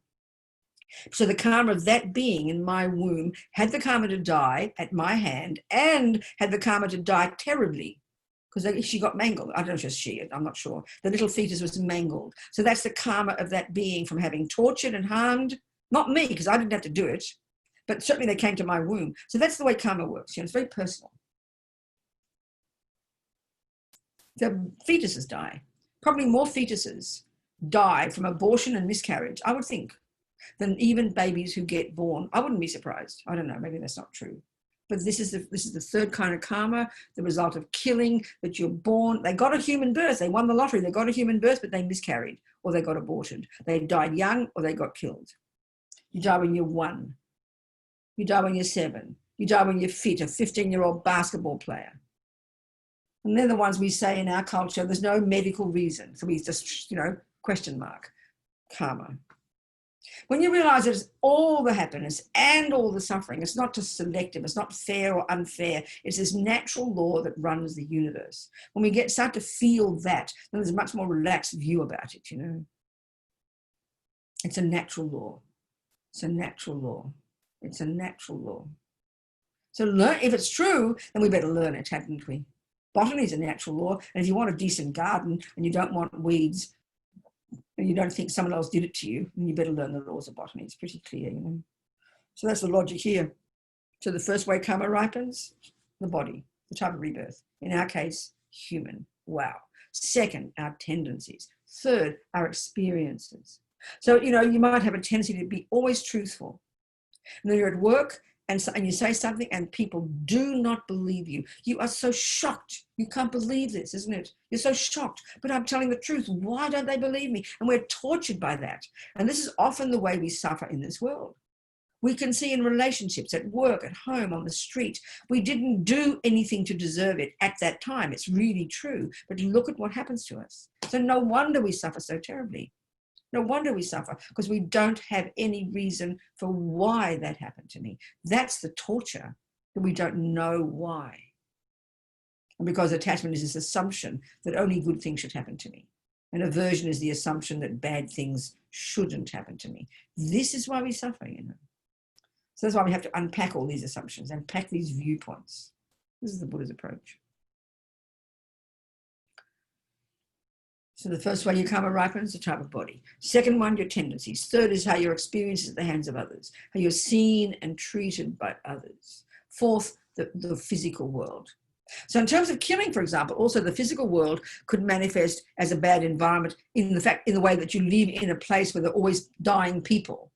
Like you're living in a place where people are dying all the time. That can also be the result of your killing. And that's an environmental result. So the experience similar to the cause is kind of more personal. And the environmental is sort of out there more, it seems to me. Our states of mind and our human body. Think of your life. There's no other thing you can't count into those four. The stuff that the physical world, how you're seen and treated by others, your own tendencies, and your own body itself. That's it. It's a whole kind of encompassing law, All the good things and all the bad. All the happiness and all the suffering. So a little bit more, and some questions from all that now. I've spelled it out a little bit, so any questions from anybody? Hi, Robina. Who's talking to me? It's Fire Jill. tablet. That fire tablet. Yeah, Who's fire tablet? Fire tablet. Yes, it's Jill from London. Who is it? Jill from London. Put your mic up. Can you? I can't hear you so well. I'm looking for the mic now. Can you hear me? Oh, I can hear you. Yeah, it's my mic. Sorry, my mic's low. Go on, talk to me. Good. Okay. Yeah, question. The karma that's ripening in this life. Yes.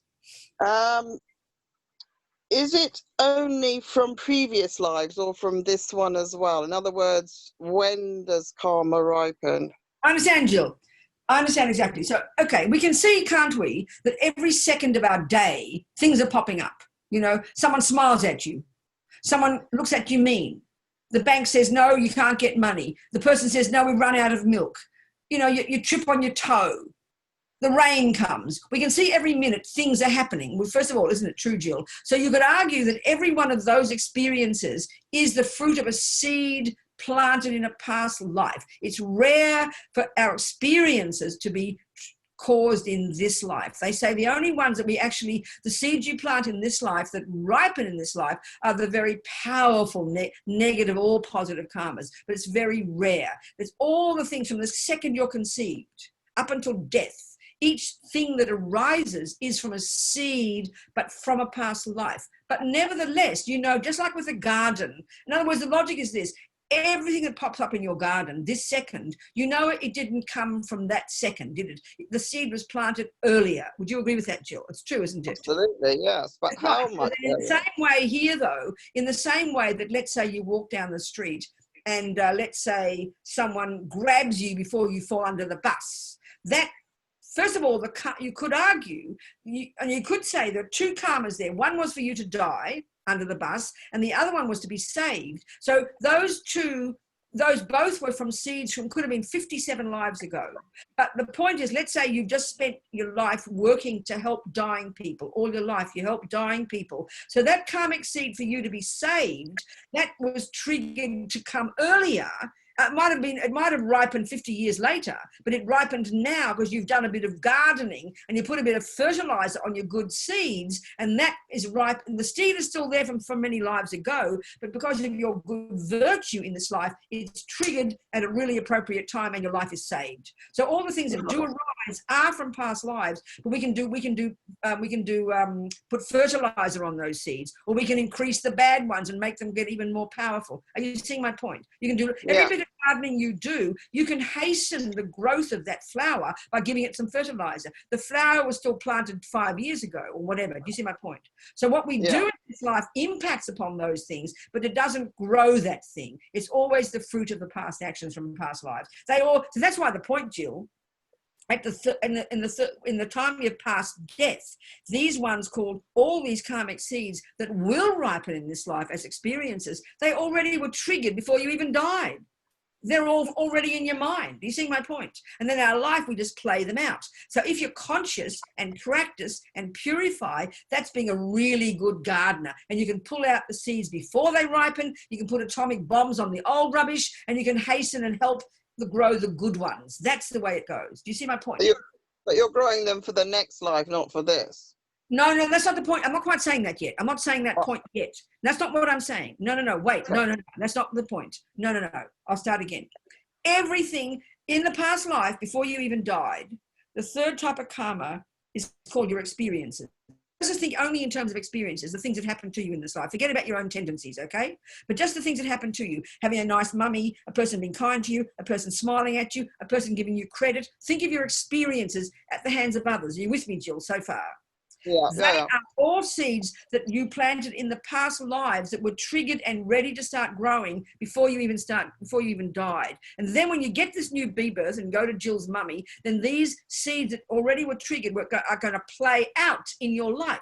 They're going to start ripening. Now, if you've got born with negative tendencies, let's say, and so that means you're going to do more killing and you're going to do bad things in your garden, then that's going to increase the growth of those seeds. But you can purify those seeds before they ripen by being good. You can put fertilizer on your good seeds, and then you can put atomic bombs under your bad ones, so you can delay the ripening, or you can harness and enhance the ripening of the good stuff. I'm talking about this life now. And then not only that, the things you do now that are kind of let's say every day you're being kind and you're looking after dying people. So that action now will have the result of preventing you from dying young now. But of course, the long-term result of those seeds you're planting now, that will be the future. Yes. But the things you do even now, which will bring their proper future results in the future, also act as kind of like fertilizer now. Do you see what I'm trying to say? Yeah. You sure? Well, I'm working on it. Keep it simple, but I'm not trying to. So whatever ripens in this life is from past seeds. Whatever you do in this life will produce future fruits. But what you do in this life can have an impact upon what ripens in this life. That's what I say. Okay. You see, it's dynamic. It's not just you wait for the future to come. Not like that. In other words, like this, another example, Jill. Let's say you have the karma to be stolen from. Let's say. Right. And then you don't, and it hasn't ripened yet. But then let's say you start a couple of years ago, you start to steal. You didn't steal before, but you start in your second track of karma, you then start cultivating the habit to steal. The karma seed to do that is there when you begin to steal. Well, that stealing now, which will ripen in the future as you've been stolen from in past life, in future lives, there's no question. But that stealing now hastens the ripening of that karma to be stolen from. Right. Yeah. Okay. It's a bit like that. Okay. Thank you. The analogy of seeds and fruits is a really good one. It works every time, Yeah. Okay. Any other questions, people? Hi, Robina. This is Christopher, New York. Hello, Christopher. Hi. Grateful to be here. I wanted to ask, in terms of action and karma, I think it's easier to grasp. But when it comes to like thoughts, like let's say if I have a sort of negative thoughts or thoughts about attachment, what is the process? Like, should I be like, oh, that's attachment, I don't need to sort of cultivate that thought because it's going to create this kind of energy? Because I can act a certain way and my actions can be one thing, but my thoughts sometimes can kind of spiral in this like. Of course, that's how we are, isn't it? So yeah. Go on. And I was wondering if you could maybe elaborate on, is it even necessary for me to kind of try to understand where that thought comes from as it's happening, or just kind of understand, Christopher. Yeah, no, I understand. So first of all, see, that's so what we're talking about here mainly is behavior, what we do with our body and speech, and at least refrain from sowing more seeds in the ground, and then we try to purify. So I'll go, that's really the first the two main levels of practice at this first stage of karma is stop killing and stealing and lying right now, and that because we want to stop sowing seeds for future rubbish. And second, try and put atomic bombs under the seeds we've already planted by doing the purification practice, which we'll talk about later. They're the two main components of directly relating to the law of karma. So now we're ready, by controlling our body and speech and putting atomic bombs under our rubbish, we've now got some space in our mind, and we can go to the next level of practice where we start to be our own therapist. And this is when we start to look into the mind directly and do exactly the job that you're talking about. Because what drives that behavior is what's in the mind, isn't it? So it's almost, if we wake up into this life with lots of attachment to eat too much food, and lots of attachment to jump on too many boys, and lots of attachment to kill and lie and steal, then the first level of practice, at least control the servants of the mind, at least stop the grosser level, which is stop the killing, stop the jumping on too many boys, at least beginning to try and subdue our body and speech. Do you see what I'm trying to say? That's a major level of practice. And we will be the direct beneficiaries of that because we're at least stopping sowing more rubbish seeds. So not only that, at the moment, that will do is will give us some discipline and give us the space to now go to the real job, which is to get to the mind itself, which is what you're talking about. Because what's in the mind is all these crazy delusions. That's why our body and speech do all the crazy things they do, because they're driven by attachment, they're driven by anger, and we're completely unconscious of it. So we've got to first control the servants of the mind. And now the next level of the job, we now got to get to the mind itself. And that's where we have to learn the Buddhist model. So we've got the attachment and the aversion, these two that we run between like 1,000 times a day. So the thing is, it's obvious, if your body and speech are berserk, you can't have the luxury to look into your mind. You can't even see it because you're so overwhelmed by trying to follow what the crazy delusions want. That's why subduing our behavior, living in vows and doing purification are very powerful levels of practice. Do you understand? And now we have the ability, the space to really do the actual job of being a Buddhist, which is to work on our mind. And that's where this job comes. So that is the job to do. And the fact is, this is an intense job because we can see from the second we wake up in the morning until the second we go to sleep, our mind is running like a river. We just never stop. I mean, the thoughts are so constant that it's almost like one big fat thought. We can't even discriminate all the thousands of thoughts in there. But that's the skill we have to learn. That's why we've got to have single point of concentration. That's why we've got to learn the Buddhist model of the mind. So we can start this massive job of really becoming familiar with all the crazy stuff and beginning to discriminate between that and the virtues and doing the real job of working on our minds. That's the major job, Christopher. Do you understand? Yeah. And that's massive because there's 1,000 thoughts a second. It's just way too much for us. Do you understand? But that's what the job is. And the more we learn to get some focus, the more we learn the Buddhist model, the more we get, they're the tools we need to slowly, day, week, month, year after year, become super familiar.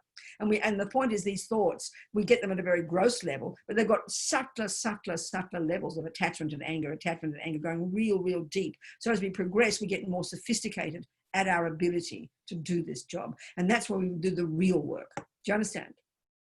Thank you. That makes sense? Yeah. Good. Okay, then the point is, of course, then you go, well, what do I do when I see the thoughts? Well, that's the real job. That's what's difficult. So we've got to first begin, we have to first establish how you recognize. What is attachment? What does it sound like? What's it saying? What is anger? What is jealousy? What is depression? There's so many thousands of them, and they're also natural within us that we don't really even articulate them very strongly because they're all at the level of feeling. You know, we don't even hear the words that are informing those feelings. And that's why it just takes time to begin to hear the character of these different thoughts. Because we only notice them at the emotional level. So that's where first harnessing our body and speech, getting discipline, we can then have the space to really begin to do the real job of working on the mind. And then when you hear all these thoughts, the more you can begin to understand, to hear what attachment's saying. Attachment is this bottomless little pit of this little emotion, little me, hungry to get nice things. It's very manipulative. It's control freak. It's always wanting more. It's never satisfied. It's always believing that when I find Christopher, he's going to make me happy. So then I'll manipulate Christopher to make me happy. And then I'll possess Christopher. All of that's the voice of attachment. It holds on to what it's got. It's scared of losing. It's always manipulating. It's always expecting. It's always anticipating. All that energy is attachment energy. It's massive. And then it's panic stricken when it doesn't get what it wants. And that can be anger, depression, anxiety, stress, annoyed, irritated, frustrated. There's a whole spectrum of responses, which is aversion. So fundamentally it's attachment and aversion, and they've got this multifaceted ways they manifest, you know. So it's becoming intimately familiar with this whole process. And then arrogance and pride and jealousy, all these come as a result of all this, you know. It's a very precise way they present it in Buddhist psychology. You understanding me? And the more we hear them, and part of the process is because we have so much guilt right now, guilt is like self-hate really, then we hear all our thoughts, we think I'm a creep. So now we've got to learn to be brave, to learn to recognize all this stuff, know that they don't define us, and have the courage to live with, because habits take time to go away. You learn to recognize them, and you have to learn to live with them while they're there, but you begin not to buy into them. You just treat them like a bunch of babies and tell them to shut up sometimes. So instead of hating yourself for them, which is what we tend to do. So it's quite a sophisticated process, but this is the day-to-day job of being a Buddhist, really. You understand, Christina? Good. Thank you, darling. Any other questions? Anybody? Yes, I have a question. Hi, Laura. Again. Yes, Laura. So it's kind of about vegetarianism. So I'm a massive fan of Cumberland sausages, and I go to the supermarket and buy them. I don't kill the pigs. You're a massive fan of what? Cumberland sausages. Oh, I can. I'm very attached to my Cumberland sausages, but I don't actually do the job of killing the pigs. Oh, sorry, I understand. That's right. However, I contribute to it by buying the products. Good. So is that collecting negative karma by I understand, eating? Laura. It's a big topic. Let's just look at some of the components of it. It's a very emotional one as well, you know. So let's just really just look at the different things that are going on there. It's more nuanced, I think, than we think it is, you know. It's not as simple as, oh, I don't eat meat, therefore I'm not harming sentient beings. It's not as simple, and it's not equally not as simple as, oh, I'm wicked eating meat. It's much more nuanced than that. It depends on many things. But so in general, the point is this, in general, okay. First of all, like I've said, we can see if we look at the world, this is the Buddhist view, that there's billions of sentient beings, and just by existing, we harm each other. If we think of all the billions of beings that live in our body, that live in our mouth, live under our arm, live in the things, live in the ground, just by existing, by walking on the grass on a sunny day, we are slaughtering countless beings. I think the biggest point is this one, just recognizing the very fact of our existence, we harm sentient beings. This is a fundamental point. So most of the time we don't think, oh, well, you can't help it. I didn't mean to kill the ants, but it's not my fault. I've got to walk. I can't help killing all the mosquitoes because they harm me. So we don't think about it. We don't think about the billions of beings that die every day just by the way. So when we get to things like eating, I think part of the problem is we're very attached to eat. We're very attached to, we've got very strong attachment for certain things. So we have very strong attachment to sex. We have very strong attachment to food. So we get very emotional, I think, around those topics. You understand, Laura? So this is why we always ask the question when it comes to eating. No one has ever asked me the question in terms of wearing a leather belt, although it's exactly the same question. But we always ask when it comes to eating because we're very attached to food.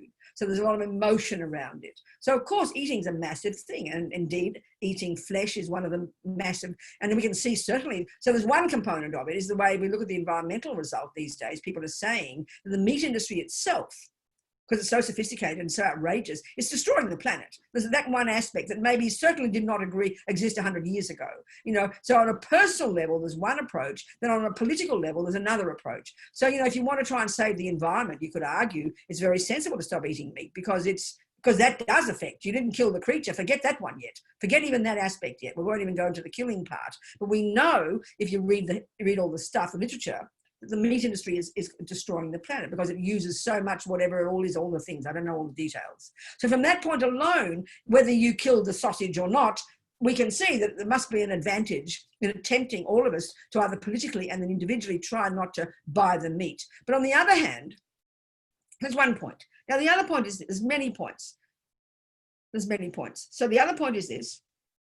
Let's say a person, and there are many people who decide to be vegetarian and even who decide to be vegan, which means that person has decided not to eat the flesh of an animal, but will eat butter and cheese. And another person will decide, I'm not going to eat any product that is an animal's body. So that's called vegan and vegetarian. Now, fantastic. Now, from the Buddhist point of view, just to do it for your health, that's not virtuous. There's no virtue in that. That's just attachment.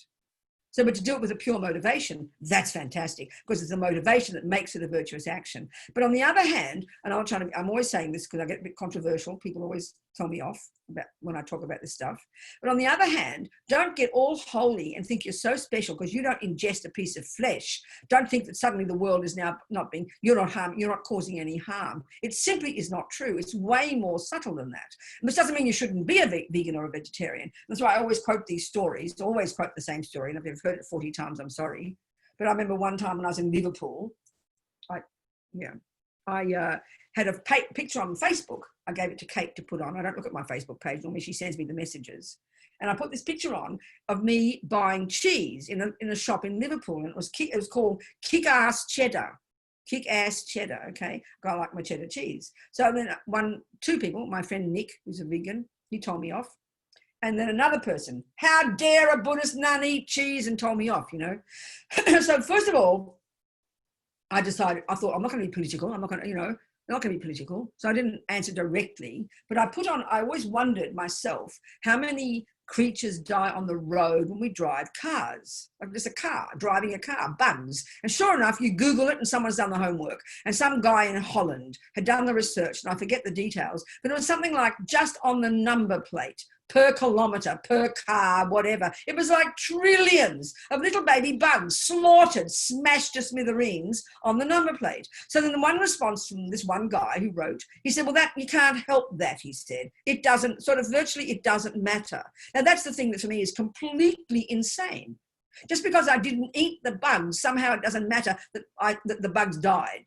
The point is we're trying to have compassion, right? The point is we want compassion. So if bugs die when you drive, how can you argue that that's different from eating the bug? If I suddenly ate the bugs, if I had to smash into the bugs and then eat them, then I'd be criticized. But if I smash into the bugs and don't eat them, it doesn't matter. That's irrational, I'm sorry. And then even more than that, I remember this fellow in Australia, this scientist, and he always got fed up with all the fundamentalist vegans. And I'm saying fundamentalist purposely because people who are political and try to shove it down people's throats. That's the problem here.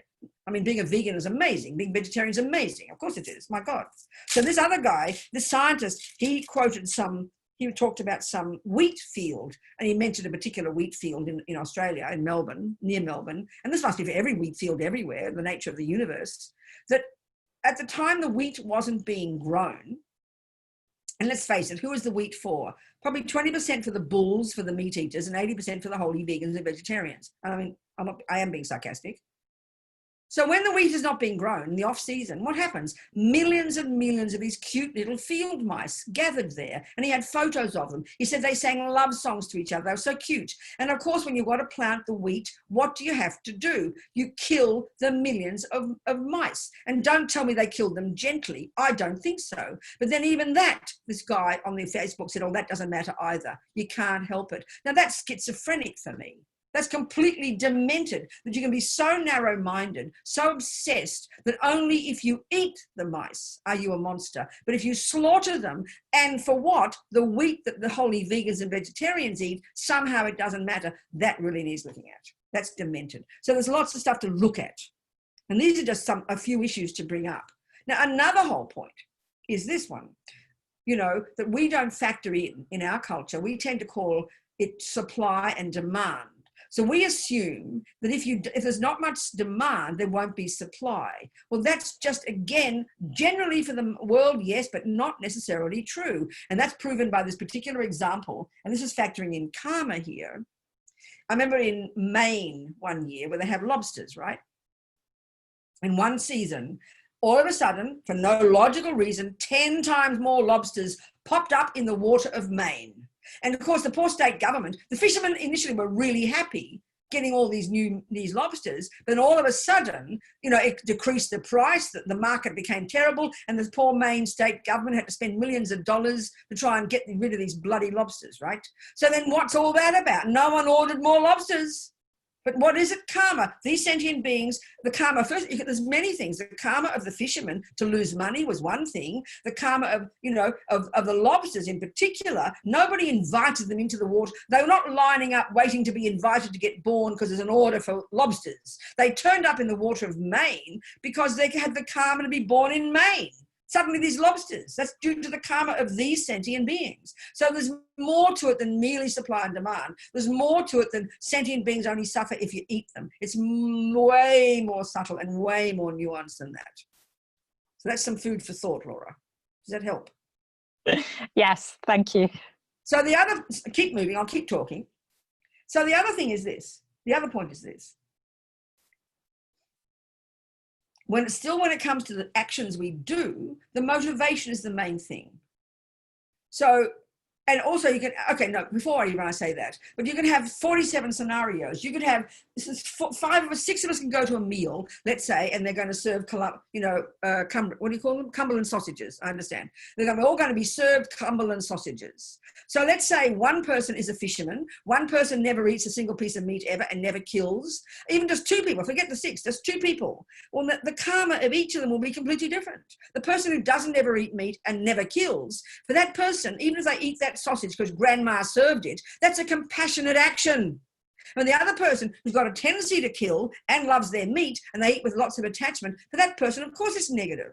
And it increases their karma to kill. So you've got to look at the individual, the time. You can have general rules which are really clear, you know, and then you've got to know yourself at the time. I mean, one of my sisters, for example, has never eaten meat. Never talked about it, never raved on about it. And I asked her when she was like 60, Jan, why don't you eat meat? And she said, well, every time I see it on my plate, I see a cow. How could I eat it? I mean, I was so moved by that, you know. So when she's sick and she's eating a bit of fish, but she doesn't want to hurt sentient beings, how can you ever say, from her point of view, that's negative, you know? So each person's so different, each individual scenario. There are the political issues, there are the general issues of the suffering of animals on this planet. There's nobody can argue that animals suffer terribly. There's no question. There's no question about that. It's absolutely appalling, the meat industry. It's shocking, you know, the way the chickens are treated, even the little eggs. I mean, you know, I saw this film about what they do with male chickens, male eggs. They're smashed in a machine because they're boys and you can't have boys, you know. So now they're monetizing, of course, and using even the shells for something. So we're so brutal in the way we do it. There's no argument about any of that. But it's more to it than merely whether you eat it or not. You know, that's the point. It's way more than that. That's some food for thought for people. What else, people? Any other questions? Well, I just have a little anecdotal story. Yes. Robina, real quick. Yeah. I was driving around and helping out a geshe who was at my Dharma Center several years ago. Yes. He was in residence there. And, you know, I take teachings and I drive him around and get him groceries and take him to the store and things like that. And we're out driving around one day and he said, I really want to go to McDonald's for lunch. Right. Let's go to McDonald's. They have a burger there that I really love and I'll buy you one. Okay. And I said, okay, Geshe, we'll go to McDonald's. So I went to McDonald's with him and we sat there and we ate these burgers. Now, normally McDonald's food would really make me feel pretty lousy. It doesn't. But when I sat there and ate with the Geshe, I felt great. The food Really? did not bother me at all. It was wonderful. I understand. There you go. It's So, interesting. I know it's yeah, interesting, isn't it? Yeah. I think it's very interesting, isn't it? And that also reminds me of another story. It's just a different story, but a friend of mine was offered lunch to one Geshe. Of course, Tibetans traditionally have eaten their meat. I think a lot of them are vegetarians now, actually. And I remember this Geshe with his Western attendant, and the person who served the lunch served meat. And the attendant said, no, I'm a vegetarian. And the Geshe turned to the attendant and said, you eat that meat. Because that was an action of compassion to the person who offered it, you know. So there's more to it than merely not eat or eat, you know, and that's how we tend to be in the West, a bit very black and white, very fundamentalist. There's much more nuance than that. But I think the crucial thing is we've got to understand calmly what's going on. We've got to make our own decisions. We've got to watch our own motivation and not be, and be political out there for the world to make the world a better place, but not dump it on other people because there's so much emotion around it, you know. It's very interesting, isn't it? It's an interesting story. Thanks, Steve. So anybody else got any questions while we're at it? We can have a little break soon as well. What time are we? I have a question. Yes, Catherine. Hello, darling. How are you? In Raleigh. Where are you? In Raleigh? Yes, but my background is in Spain. So. I thought it was. That's where I want to be. Catherine. Good, darling. Talk to me. So, you know, right now with this whole COVID thing, it's really magnifying for me how karma is so personal. For some reason now it's like having more of an effect on me. So, because, you know, I still have my job, luckily, you know, and then I see other people who, you know, no, it's just like everything stopped for them. They can't do anything. They don't feel fulfilled, nothing. And, you know, some of these are friends of mine. And I don't know, I'm having a hard time. I don't feel guilty because I don't know, guilt is not a thing for me. I don't feel that, but I feel bad. And there's like, I feel helpless. I can't do anything. I don't know how to deal with this. Exactly, Catherine. I mean, the thing is, it's coming, like you said, at the moment, it's quite personal because some of, you know, normally there you were, you know, you live in Raleigh where it's a fairly affluent place and most people, you know, have got jobs and are comfortable and there's no uncertainty. You go to work every day and they've got a reasonable house and they're not living on the street because Raleigh in particular, I mean, that area, I know it, then you're relaxed about it. All of a sudden, people who you normally would be like you are like the homeless people now, are like the suffering ones. And that's why it does get close to home. Suddenly your own friends are suffering from it. It's absolutely right. So this is where, I mean, this is where all we can do all the time, not just now, but this is the point, because every time you turn, you're going to see it. There are people like this all over the planet who have always had nothing, and the vast numbers, probably the majority, don't.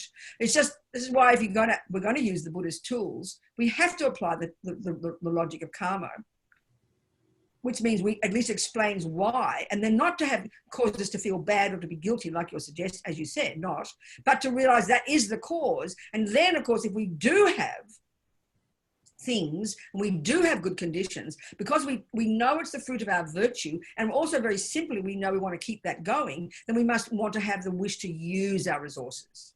And I happen to know that Catherine is generous, so that she understands that. So generosity is a very powerful thing we can do, but you can't make it, I mean, because it's few friends, and your job isn't to go and give them your money necessarily, and they wouldn't expect it, but it's to generally in the world to know, because I'm so fortunate, and it's the fruit of my virtue, not just the thing you're lucky, then to continue to grow it and realize it's the result of other people's karma. And if you can help, you can. And if you can't, you can't. But having the wish to help at least, that's all we can do. We can't do more. And that's how it should be anyway, but it's close to home now, as you just said, with some of your own friends that are this. It's true. Yeah. It's all we can do with it, and try to continue to practice virtue and practice kindness and morality and be ethical with our money and not steal it and not lie and be generous as much as we can. But often what happens is if we get guilty, we then start to want to think we've got to give to our family and give to our friends. Then we feel kind of stressed, and all that's unnecessary. I mean, you know, if we can help, fantastic. If we can't, then what can we do? But wish to help if we can.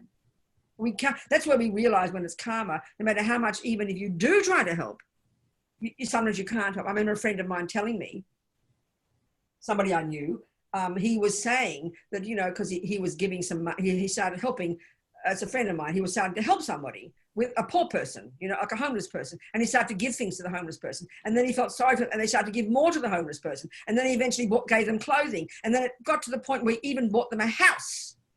And then at the point, and then this person was never satisfied, always wanting more, manipulating. So he had to even sell his own house and move away because he's been so foolish with his generosity. In the end, it didn't help anybody. Do you understand what I'm trying to say? We've got to be intelligent with our wisdom. We've got to have wisdom with our compassion. If you can give money to everybody on the planet, it doesn't mean it's going to help. So we've got to be really wise and know who to help, how to help, and when to help, and on the basis of what. It's so important to have wisdom with it, you know. But to have the wish to always give is a very powerful attitude, you know. We need that anyway, and not to be fearful about our own money. which can be a big driving force for some people. So to realize it is every cent we've got is the fruit of that much generosity. So when we have that view, we will never waste it. We'll know it's precious and not want to waste it and not have this hubris of feeling, oh, aren't I lucky and people are unlucky. We'll know it's the fruit of generosity and learning from it for ourselves. We must continue to be generous, but also to continue to practice morality and treat it very well, and then accept and have suffering and compassion for other people and help if we can, you know, but be wise with it. Do you understand? Yeah. It's a good point, Catherine. Because it is very personal for so many of us now, isn't it? Right there, so in front of us, you know. Yeah, it's like, I mean, my friend in Spain, he's a dancer, you know, a performer. He can't work, and they can't even go outside for a walk, you know, like I can at least walk around here. Oh, there you go. That's right. Exactly. No, I know. Just trapped. So exactly. yeah, it's very sad. And that's the thing. I mean, that's what, but that's, so, but doesn't he teach? Couldn't he teach on Zoom? That you can help him do that. I don't know. Yeah, I'll have to talk to him about that. I don't know if he knows. See, often people don't even know about that. But that's what everyone's doing now. And I mean, I've even read in the New York Times, even all the sex workers are finding ways to do it on Zoom. To monetize what we've got. And often and that's where even the poor countries, when they're even, who's got Zoom, you know, who's even got a computer? Yeah. So there are ways. I mean, because the thing is, people learn everything online now. So maybe that's how you can help him. Mm-hmm. Give him the skills to know how he can monetize his skills by using computers. That's the way they work. That's a good point. So you can be skillful, you can find ways to help. Good on you. Thank you, Kat. Thanks. Thank you. So, okay, what's our time? What are we going, Catherine, for time? We're just a little bit over time. Oh, are we? I'm sorry. Oh, we better finish then. It was just 1 hour, was it? It was just 1 hour we're going to have this afternoon. That was all we got, was it? Mm-hmm. Okay, good. So okay, why don't we, okay, then fine, we finish then. And then we're going to continue tomorrow, are we? Yes. Okay, so tomorrow we'll talk more about we'll talk about vows, how to live in vows. This is a very technical, practical way to accumulate virtuous karma, and also purification. These are like the technical pieces. We'll do that tomorrow, I think. And also maybe that might touch upon emptiness as well. We'll see how we go. All right, everybody? It all goes so quickly, doesn't it? Anthony, Victor, Olivia, Sharon, Christina, so many people. Could we do the medicine Buddha to conclude? Let's do that, darling. Good point. We can do that now. Let's do that. So let's absolutely, Heather, wonderful. Was that Heather who said that?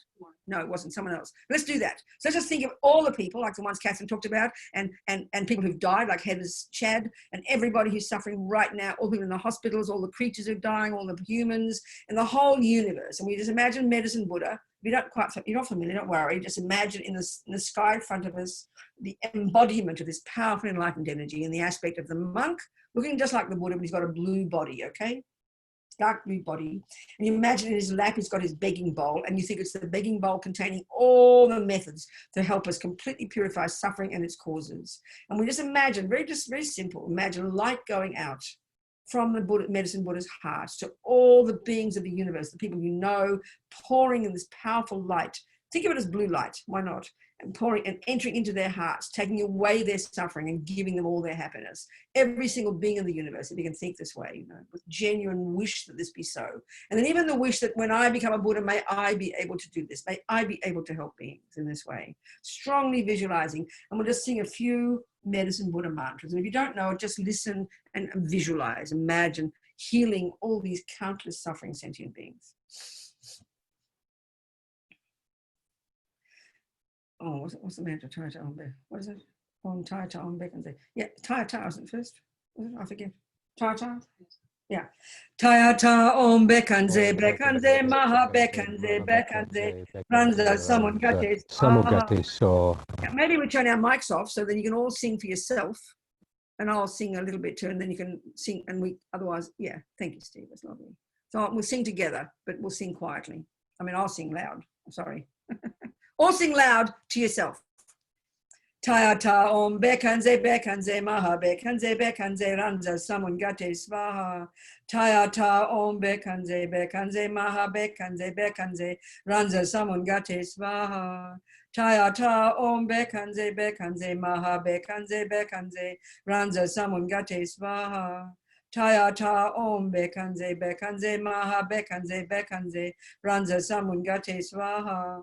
Tayata Om Bekanze Bekanze Maha Bekanze Bekanze Ranza Samungate Svaha. Tayata Om Bekanze Bekanze Maha Bekanze Bekanze Ranza Samungate Svaha. Tayata Om Bekanze Bekanze Maha Bekanze Bekanze Ranza Samungate Svaha. Tayata Om Bekanze Bekanze Maha Bekanze Bekanze Ranza Samungate Svaha. Tayata Om Bekanze Bekanze Maha Bekanze Bekanze Ranza Samungate Svaha.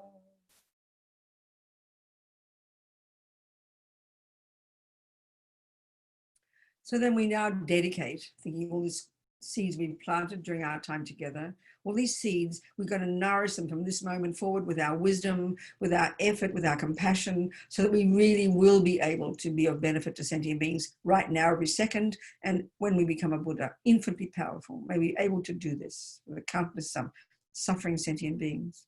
And the second little prayer is, may bodhicitta, may compassion grow and grow in the hearts of all. Kewadin yududag lama sange drugyune drowa chikyang malupa Dei sala kupasho Jangchob Semchob Rinpoche Makye Panam Ke Gyochig Ke Panyampa Me Payam Gong Ne Gong Du Pavasho.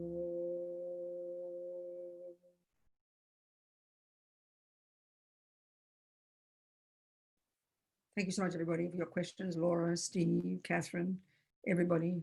Thank you so, so much. Hopefully see some of us tomorrow. Okay. Much love to everybody. Thank you so much, Catherine. Thank you. Bye, darlings. Bye. Thank you. Bye. Thank you, Robina. Thank you.